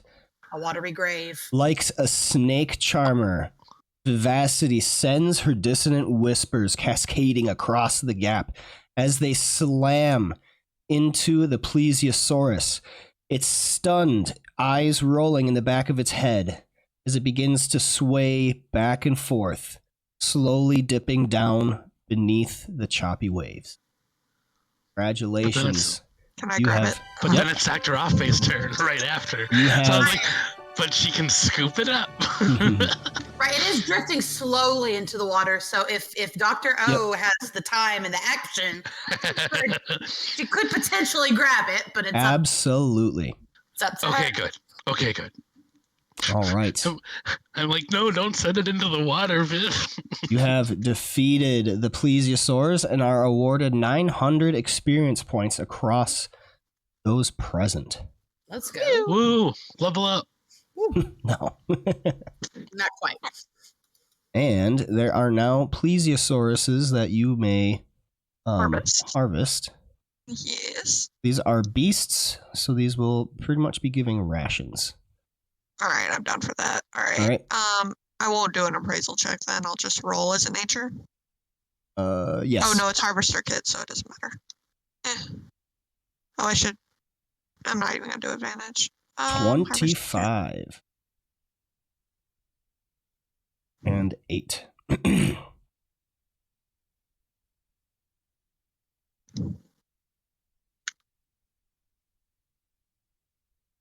Gain 7 days worth of rations.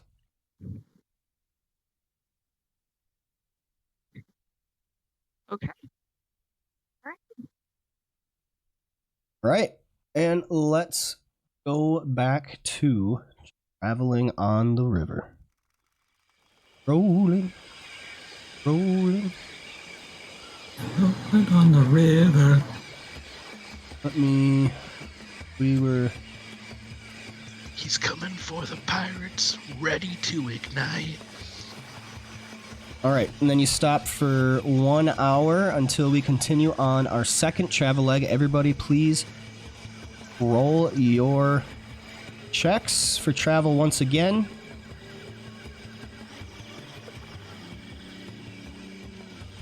I do something a little different.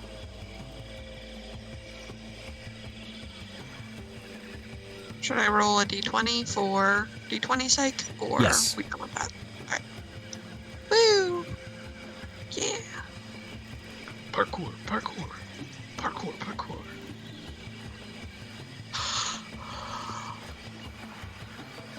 I am definitely convinced that that's what Mr. Bubbles says every time he does his mobility checks. But it sounds like.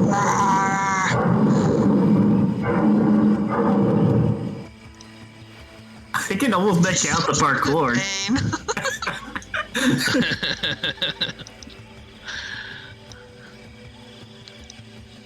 Can other people see this if they click on the little dragon icon?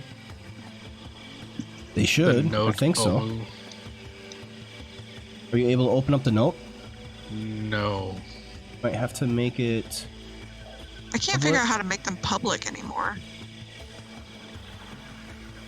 I used to have all my notes public, and now I can't do it. There it is.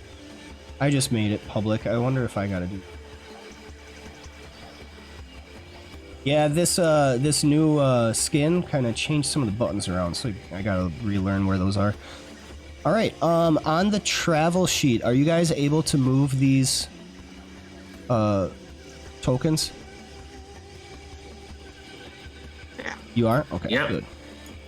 I'll put those on because otherwise when I just move your actual tokens around, it kind of messes with it.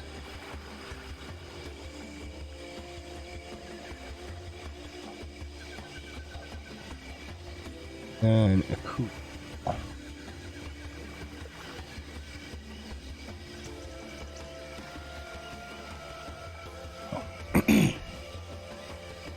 All right. So we got an 11 rolling, and then Mr. Bubbles rolls a 13. Man, you keep getting 13s. Noct rolls a 19. You're welcome. Viv rolls 20.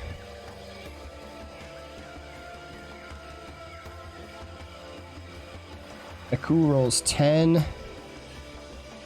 Melian rolls 18.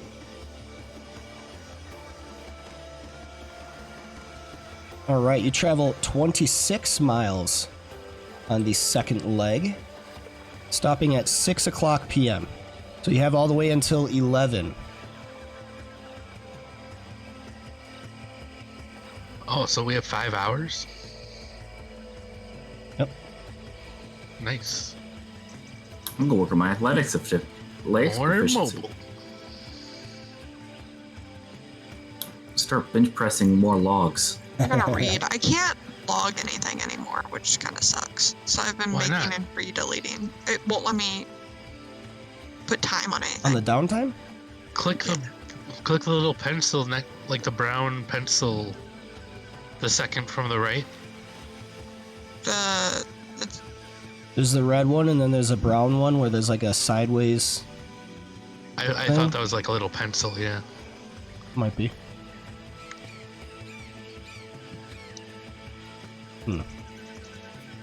Works for me. Let me try. Magic item 4. I done forgot where to find the downtime log. It let me click the brown button to add It time doesn't- to it. It doesn't let me click it. Well, I'll maybe. What time are we adding? So how there's, much there's time? 5 hours of downtime between when you actually have camp made and when you're able to go take your long rest. Yeah, how much are you adding to the magic item 4? I need to add 8 hours to that, and then just reading should add the 5 hours. Okay, I don't know if it's because I'm not the character assigned to it, but I can't actually edit the field. Like, it let me open the window, but I can't edit the fields. I wonder if it's because I made them. I made these. Oh, Or it's you not made okay. those? Okay, so I if you made them, made but them, they're- you should have them. There were some updates, so I'm wondering if you make a new one. I did. Get it caught up? Okay. This is brand new. Yeah. Okay. But, Oh. like, do you see that brown button we're talking about? Yeah. I Yeah, do. I see the brown button. I just can't. I click on it. It does literally nothing. Okay, so you don't even get the window coming up. No, unless it's. Oh. Yeah, it popped up behind my thing. Oh, okay. Ah. Okay. And then you can edit the fields, right? Time spent. Yeah. Oh, it's letting me do it. Okay, last Okay, time great. it wouldn't let me. Very Now it nice. is. Okay. Okay, never mind. Sorry Okay, about cool. that, everyone. So as we are settling down for camp, I need someone to roll me a d20. Got it. He wants some bad things to happen. That's what that. All right. So I'll get caught up on We need XP. movement because you moved 26. Gotta level up. Gotta go fast. No, faster. As you get closer, you start moving into a river canyon on the River Tath. Oh. You're getting closer to where that X marks the spot of Ataz Kahakla. You see these cliff walls, which vary from 50 to 200 feet high, are lined with row upon row of coral. All of the coral, it's dead,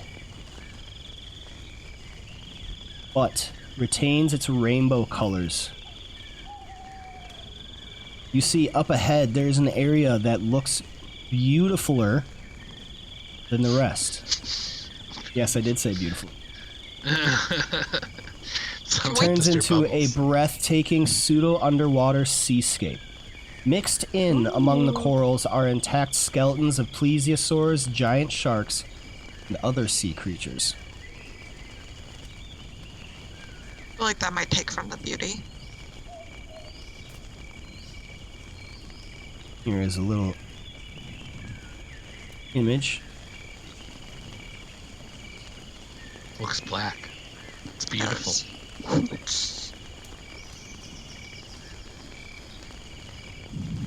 All right.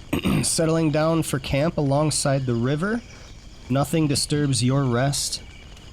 And you all benefit from a long, full rest once again. Oh, was it actually Nice. supposed to be black? I don't think so. Oh, okay. Oh, you didn't see it. Right. The window popped up, but it's black. You see it now? Oh, yep. Okay, there you go. Looks much more beautifuler. Much more beautifuler. Do we want to explore it at all before we go? It's kind of cool. I kind of do. What is there to explore? It looks like just seascape, like meaning under Yeah, the water. that was more like a image to show you than anything that like There's not like not like an entrance in the encounter wall map or anything. right? But yeah, you can make me investigation checks if you wish. Okay. Yeah. Okay.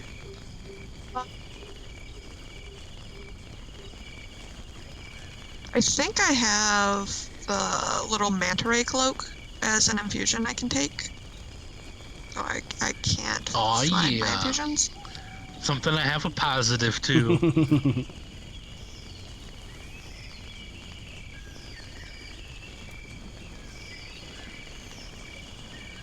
So Alright. investigation. Can I do a detect magic too? Sure. I'm gonna do that as a ritual. So we'll spend 10 extra minutes this morning. Wow. And then investigation.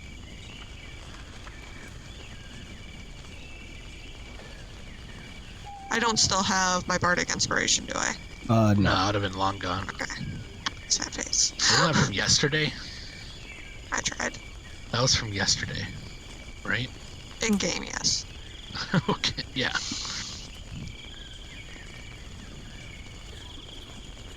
All right. So the coral in a lot of these fossils tell you that this area was once upon a time underneath the sea level. Which is kind of interesting because it's a canyon cutting into the ground. Exactly what that means, it's kind of unknown to you. Whether this area was once below sea level or perhaps earthquakes or something brought the ground up above. It's kind of unknown to you, but it is quite beautiful and inspires awe and wonder. Like a whole completely different world to be discovered and searched underneath the waves. Other than that, there really isn't Searched, much you more to say? tell. And we will begin our third day of travel. So everybody please make me your checks once again, and I need one person to roll me a d20. I'll do So it this close. time.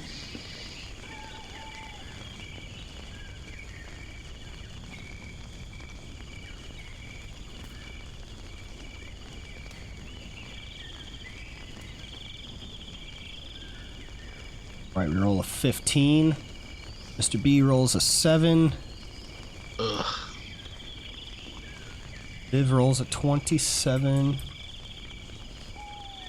Aku rolls a 24. Melian rolls a 6. And Noct rolls a 9. You travel 20 miles upon the first leg, and nothing happens. You are right here at the bend in the river. You look out to the west, and the canyon walls disappear as the water continues on towards the bay. You see the faintest glimpse of Jahaka Bay outwards as the river continues downwards. And as you break for your midday snack, Artis actually comes up to speak with you. You guys handled yourselves pretty well against those plesiosaurs. Dangers of the jungle seem to have little of an effect upon your group.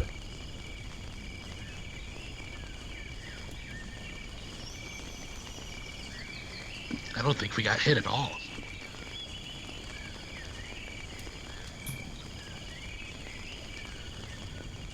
Tell me, have you ever encountered the undead roaming the lands?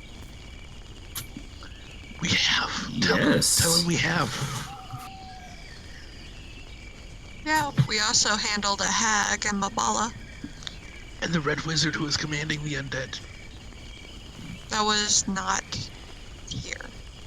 No, it wasn't here, but we did. But the lands in general, we totally did, though. Oh, I'm curious about this red wizard. What? Well, he was a necromancer.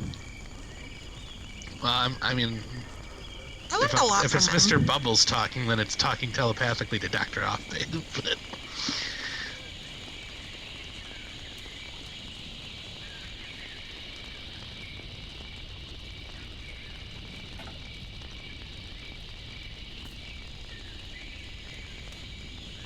I don't remember what the guy. Oh yeah, he asked if we met undead.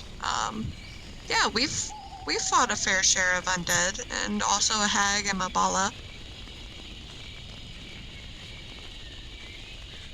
Oh, you uncovered a hag. You spoke with Nanny Poo-Poo.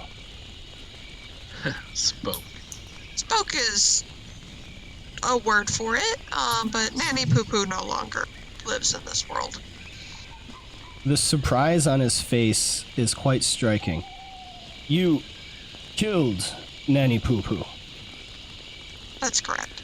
Oh yeah, she's big dead. Oh, wow. Why? That was so scary. That was creepy. Why? Well, he said, I For what it was. Mr. Bubbles laughed. Don't do Couldn't that. you tell it was a laugh? I thought Mr. Bubbles started refraining from laughing into the future. Jesus Christ. What? Imagine hearing that in a cave. What was so bad? What's so bad about me laughing? There's nothing bad, it was just scary. That's all. Imagine laughing and being told you're scary. It's okay, Man. Mr. Bubbles. Head gives you head pats. Thanks. You are much more fearsome than what initially meets the eye. Your might in battle is plain to be seen, but if you truly slew Nanny Poo-Poo, well, I think Raz will certainly have something to fear upon our coming. well, I should hope so.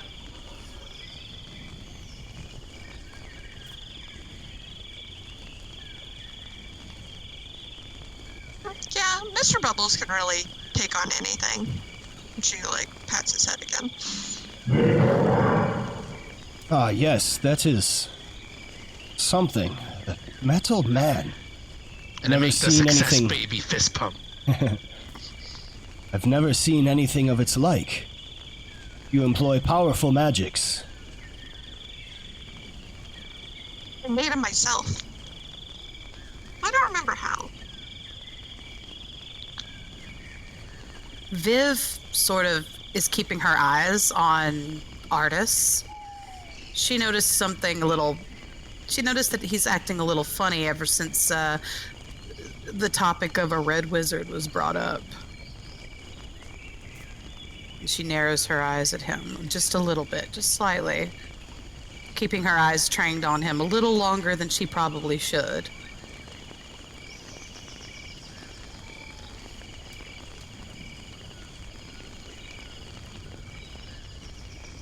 When she realizes that she's kind of staring, she looks away, but not before glancing back one more time.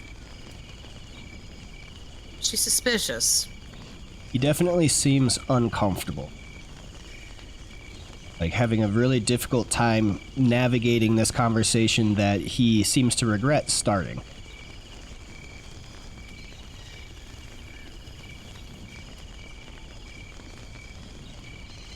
You say you, looking for this soulmonger, a source of the death curse? I apologize. I am unfamiliar with it.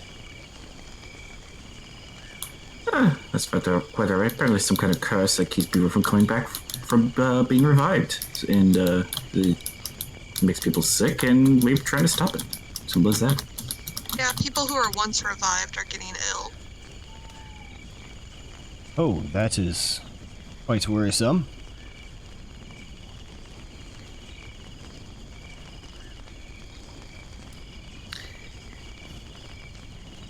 Yeah, it's becoming a problem all across Faerun, so we're doing what we can to look into it. The family member of one of our companions is ill. So we just want to make sure we're able to save her. Ah, well, that makes sense. We all go through such extremes looking after those we love. And he kind of pauses upon reflection of that for a moment. Well, you're ready. I think we should set out soon.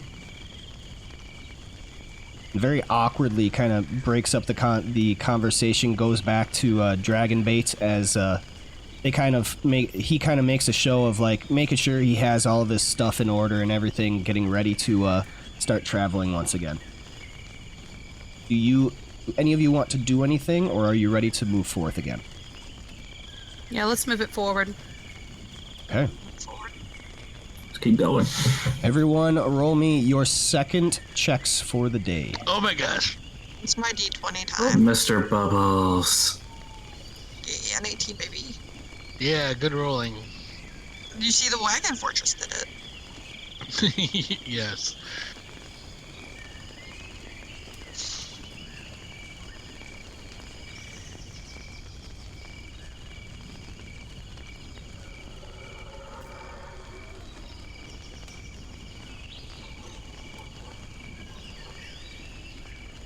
All right.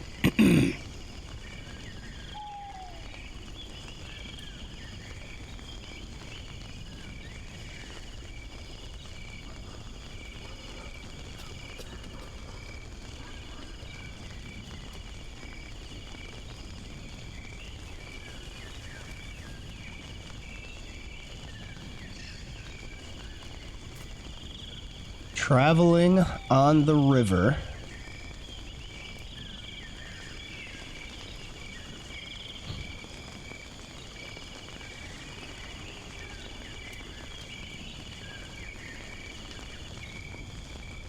You come to an area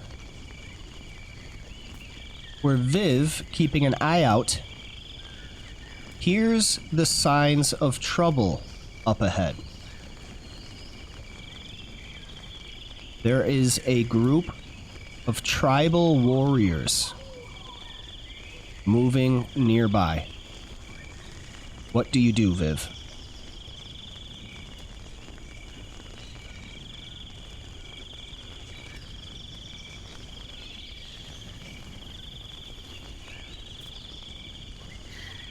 I say I quietly alert the rest of the party, but me personally, I say that we just keep going, and and don't provoke them unless they provoke us.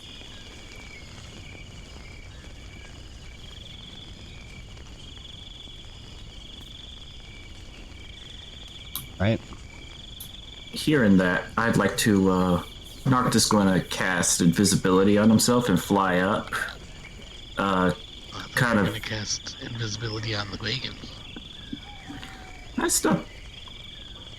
But then you would just. I can't cast on multiple people, though. I can't cast on both Wagon and you. Don't let me stop you. I was going to say, I'd like to cast visibility, fly up as high as I can, keep an eye on where the group is, and direct the wagon to avoid them.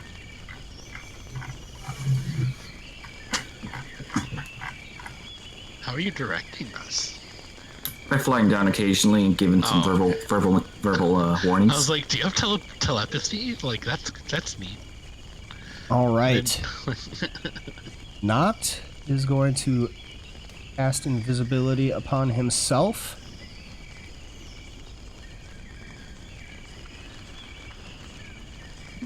blesses him with being able to move about unseen.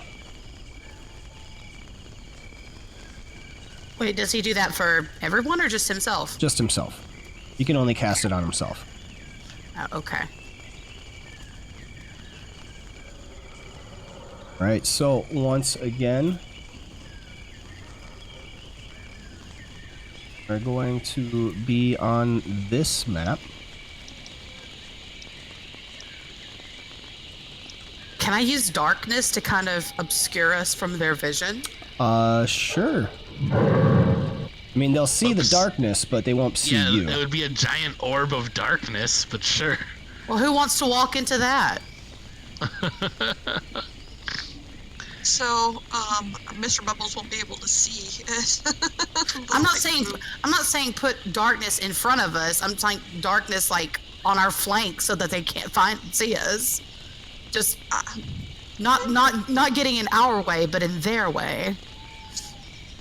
Yeah, I'd say you could. I'd say you could position it in a way where it like would obscure you from being seen. Is that what you want to do? Yeah. Let's just hide hide all of us with darkness. Okay. So, knocked flying above in invisibility, sees Vivacity cast a shrouding spell of darkness upon them moving along down the river. As you get to the area where the tribal people are, you see them look with caution at basically the floating globe of darkness moving by. Nothing to see here, everybody. Just a little bit of darkness. I just feel like it's ominous enough that they won't bother with us. Yeah. So basically, they're like looking at it like, "What the hell is this evil magic? This voodoo?"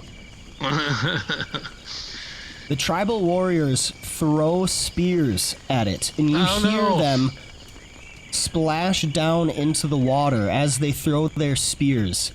They move away quickly, running in fear. Congratulations, you have gotten through this encounter with the tribesmen, playing upon their views of superstition. And we might have also just created a local legend. Yep. Maybe a local cryptid even. Probably. And I am going to for the give darkness you... on the water. I'm going to give you half of the experience reward for that. Even though you didn't fight them, you easily move past it. Takes it out. 1,475 experience points split between all of you present. Oh, nice. Let's go. Time to level. Alright, now back to player map. Now the wagon is still there. Very nice. Alright, and... We're so close.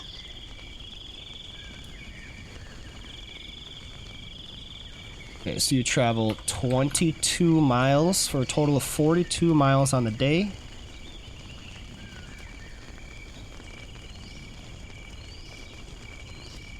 Probably like there. Alright, roll a d20 as you set up for camp, which is comfortable but not hidden or defendable. Roll well. I'll do the roll this time. Get a 20. Alright, I hope you're happy. I am never happy. Oh. I'm okay.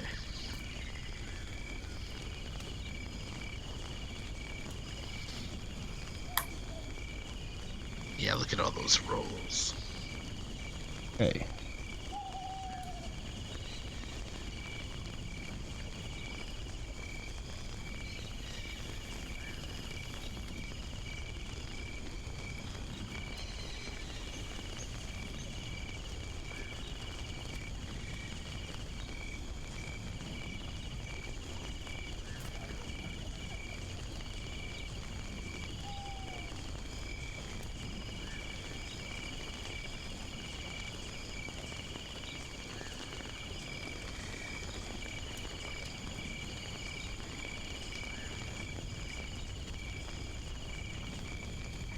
Right, and let's go to this river campsite map.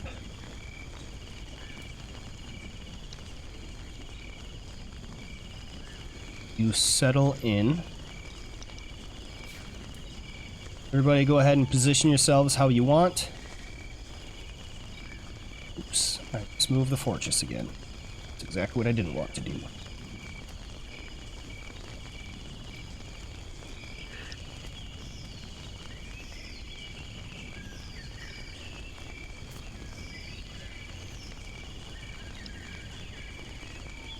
Casually positions myself next to Melian.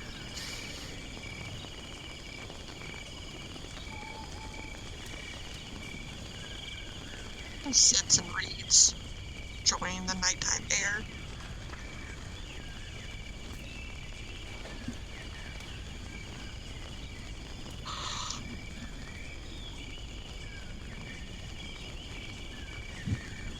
Alright, so we've got the watch order, Mr. Bubbles, Noct, Melian, and then Viv.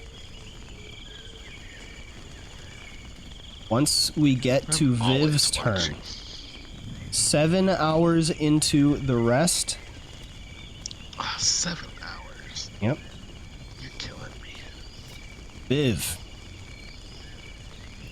please make me a perception check. Easily.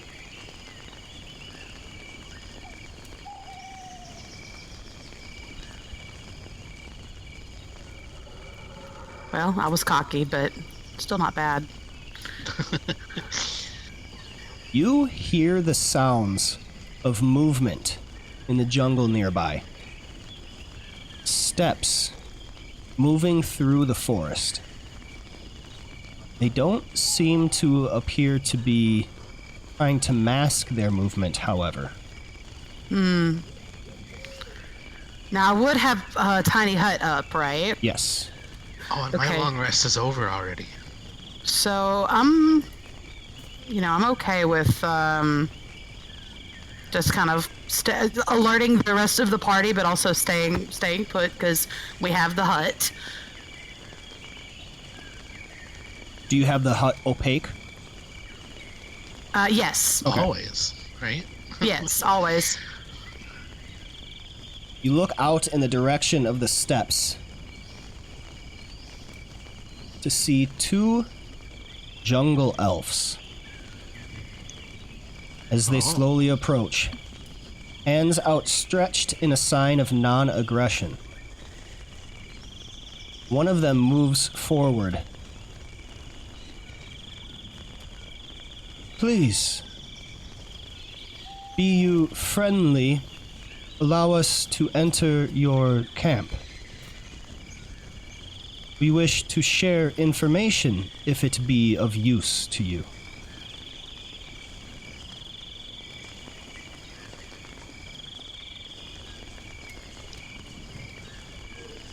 Now, can I step freely through the dome? Yes. Wait. Let me see. I think so. I think it just lasts, but let me check. The spell ends if you leave its area. Other people can move in and out, but you determine whether it leaves, so you have to You stay could in. poke your head out, though. You just can't leave. Part of you could extend out, but just don't exit. Right, Nomad? Yeah. Okay, so I poke my head through. Just so that I can quickly retreat back if I need to. All right. That way you can communicate. Oh, tiefling. I don't believe I've ever met one of your hue before. Yep, I'm unique. What is your name? Vivacity. Vivacity. I am Shantea. Pleased to meet you. This is my friend, Ilrith. Likewise. So, what's this about information? As you look at them, you notice signs similar to Redoth the Druid. Different parts of their clothing which seem to be kind of iconography of whatever sect they belong to. They're from the Emerald Enclave. Huh. We are moving around the jungles, seeking to rid it of the undead menace, bit by bit as we can. We have been separated from the rest of our group, but are waiting for the morning to come. If we could share in your fire for a little bit and rest of our legs, we would be very grateful. We know much of the surrounding area we could share with you if you have information about the undead, perhaps? Or even not, it is always good to share the company of those who are friendly within the jungle.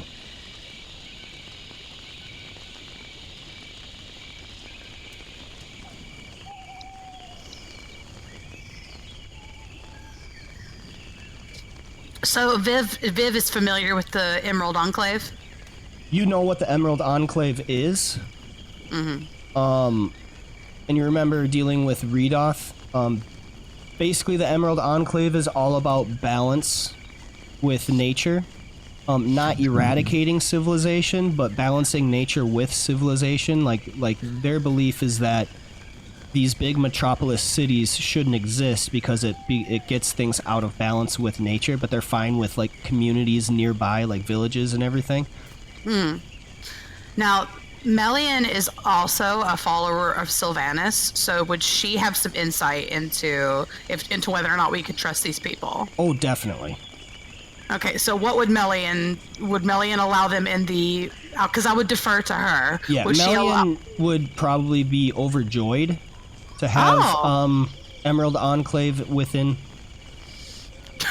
Well, if it makes Melian happy, come on in. All right. So Viv notices the emblems on their clothes, and can she allow them in the bubble without dispersing the bubble? Sure. Only supposed to allow 9 creatures of medium size or smaller, but whatever. Big we old already happy have family. like camp followers and Yeah. stuff. So For the record, Dr. Offbay is just a puddle. That's all she is. That's great. It's a crowded bubble, but we're making it work. I'll just scoot closer to Melian. I mean, if I have to. I mean, let's scoot a little closer. Let's get cozy. Allow our new friends to make themselves at home. All right. Come on in. if you have to, right? I got somebody that will love to meet you too. Okay, Vivacity. Miss PhD in Rizology. I just want my girl. All right. You welcome them into the confines of your camp. And they say thanks. Shantea speaks up. So, it is quite unlike our experience to see adventurers out this far away from Port Nyanzaru. What would bring those such as yourselves out this far into such dangerous territory?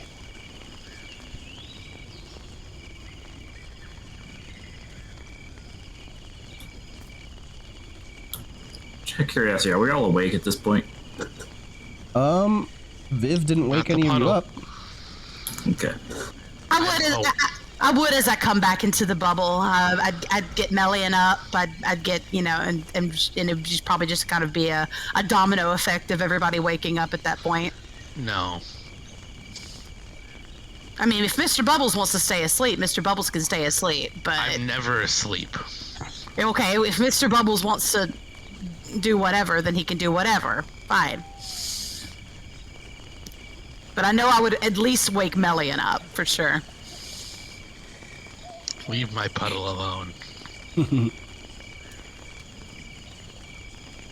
She needs sleep. Then let her sleep.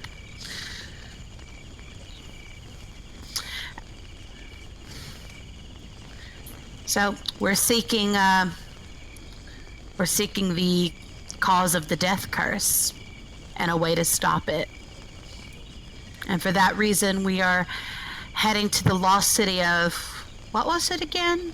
Omu? Omo? Something like that. They look to each other. Omu. Aye, you have quite the quest in front of you. This death curse is certainly something the Emerald Enclave is keeping a close eye upon. Though we are not sure exactly where it stems from. We know that there are very bad omens nearby the Peaks of Flame. In between the Valley of Lost Honor and the Peaks of Flame, within the jungles. We have not been able to penetrate as far as we would like. The undead roam there ceaselessly. It is very dangerous, but if you are searching for the cause, I would begin there. That seems to be where we're headed. We have it on pretty good authority that Omu might be in that area. Well, that would make sense. The lost city has not been found for generations.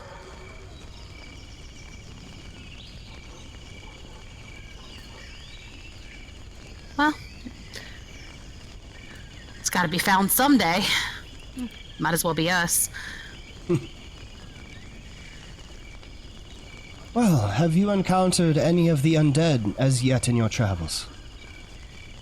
Oh, have we? I'll say. We may have slain a undead controlling hag who held the city of Mambala in her grips. You slew Nanny Poo-Poo? Well, this is great news to rejoice. Her evil has tainted the land for far too many years. This is exciting. We must pass this news along. I'm sure a few members of the Enclave would enjoy going to Mambala, beginning to purge the lands of her evil. It wasn't an easy fight, but we did it. Well, She can't cause any more havoc in this land anymore. That is good. Your might certainly follows along with you. Nanny Poo-Poo was no hag of small means, even though perhaps her more recent years have served her worse. And you sense there's a lot more information to that than what is said. Her last years? What do you mean by that? Well, she wasn't always a green hag variant. Oh?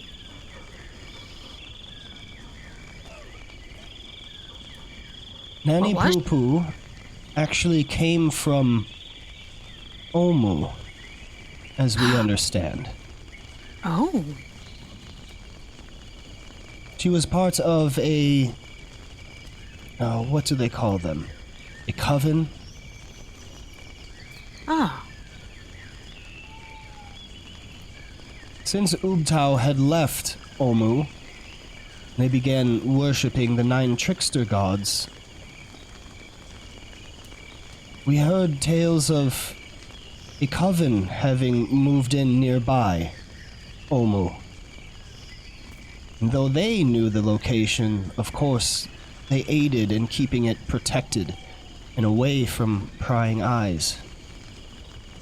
Nanny Poo-Poo and her sisters worked great vile evils upon the Omuans before their ultimate demise. And then, 100 years ago or so,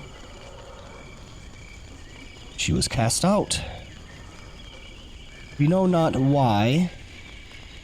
She was cast out as a night hag. Her and her coven of sisters, all night hags. Over time, as she was restricted from practicing such magics. She lost a lot of her power. And it appears as hags are removed from such power and such magics, they revert to less powerful forms. It is only as of the time that she took over Mbala that she became a green hag. It is probably best you did not meet her in her night hag form.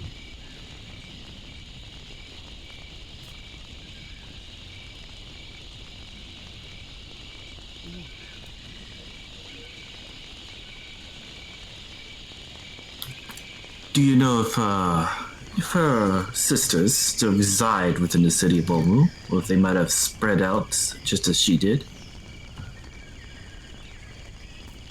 It is not out of question, but unlikely. Hags once taking root prefer to stay in their lairs, especially when they have a coven to look after. Though covens must be of 3, and if there are only 2 remaining, a coven would be broken.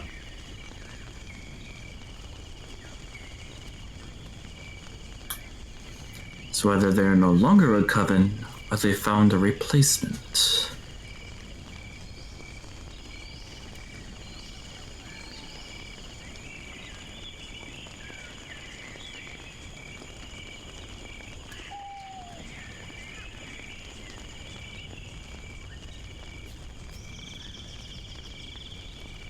That's worrying. Just out of character, didn't Nanny Poo Poo say that we were gonna pay and that her sisters and some kind of Night Lord were gonna come after us? She did. Okay. She sure did say that. Beans. And with this realization, and with this realization, Viv kind of has like a chill go down her spine. Ugh. It's just crazy because ice doesn't usually bother her. Oh, that's what she meant. I believe they referred to themselves as the Sown Sisters. Nanny Poo Poo, Widow Groat, and Baggy Nana. When we defeated her, she mentioned something about her sisters and some Night Lord taking vengeance. Night Lord. That is worrisome. You're telling me. This is a name we are unfamiliar with, but if she says her sisters will avenge her, and there is a connection to the Night Lord, we can't help but think they are based out of Omu. We got a hell of a fight waiting for us in Omu.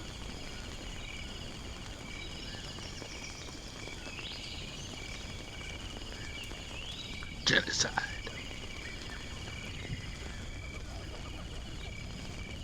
But it's nothing we can't handle.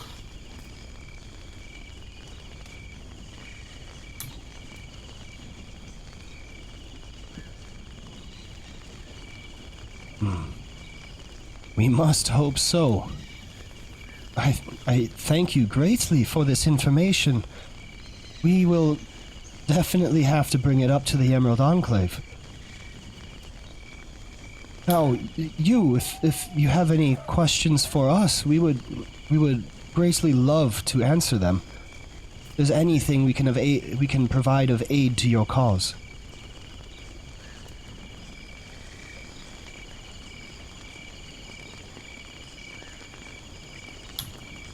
You said that your efforts here are to clear the jungles of undead, correct? Yes, that is our aim. Us and the rest of our friends that we will be meeting up with in a little bit of time. Perhaps then that your enclave could aid us when we descend into Omu, as I've heard tales of a certain individual. What was his name again? I forget.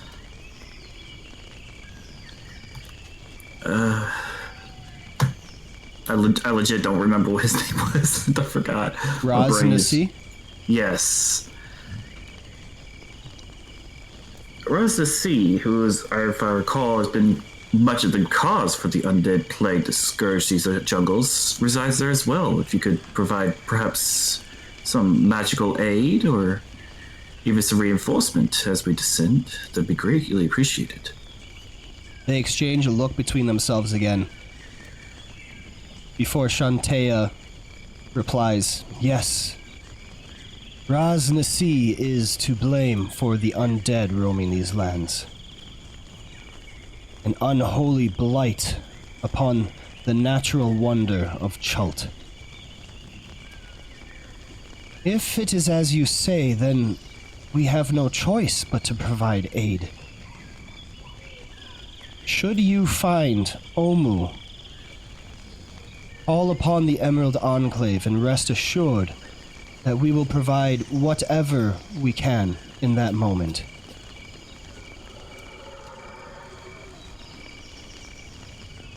Wonderful.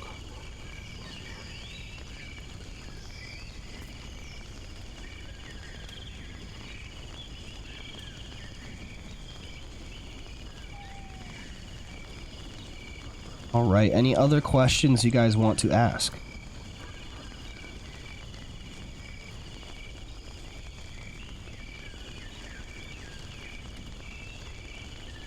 Doesn't sound like it, so this is where we will end our session. Thank you so much, all of you, for out there who have tuned in and partaken of this adventure with us. It's great to have you guys around. Make sure to tune in every time we go live. I run a couple different campaigns right now. This is the Tomb of Annihilation, which we run every other Sunday at 9 a.m. Central Standard Time. On the other Sundays, so Sunday on, Sunday off for a campaign, I run another campaign at the same time. And that will be the Curse of Strahd. We are having our Session 0 next week. So, getting ready for that campaign. That's not going to be streamed because we're doing a Session 0 where we got to do all of our little stuff. But mark your calendars, because if you want to join in and watch the first session, it is in about a month time, 4 weeks. Right? Yeah, four weeks from now or so. Same time, 9 a.m. Central. We play early on Sundays because I got a lot of stuff to do in the afternoon on those Sundays. I also run Tyranny of Dragons and Descent into Avernus on Wednesdays. Every other Wednesday or so permitting. Tyranny of Dragons runs at noon, and then Descent into Avernus runs at 6 p.m. So make sure to join the Discord, follow me on Twitch, subscribe on YouTube, all that good stuff to be notified when we go live, and I'd love to see you here. Go ahead and say hi in the chat when you join. But for now, the adventures are lining out of the bar because the final call has sounded. So go ahead with whatever you're drinking, tip your mugs back. Thank you so much for being here with us. This has been the Tavern League.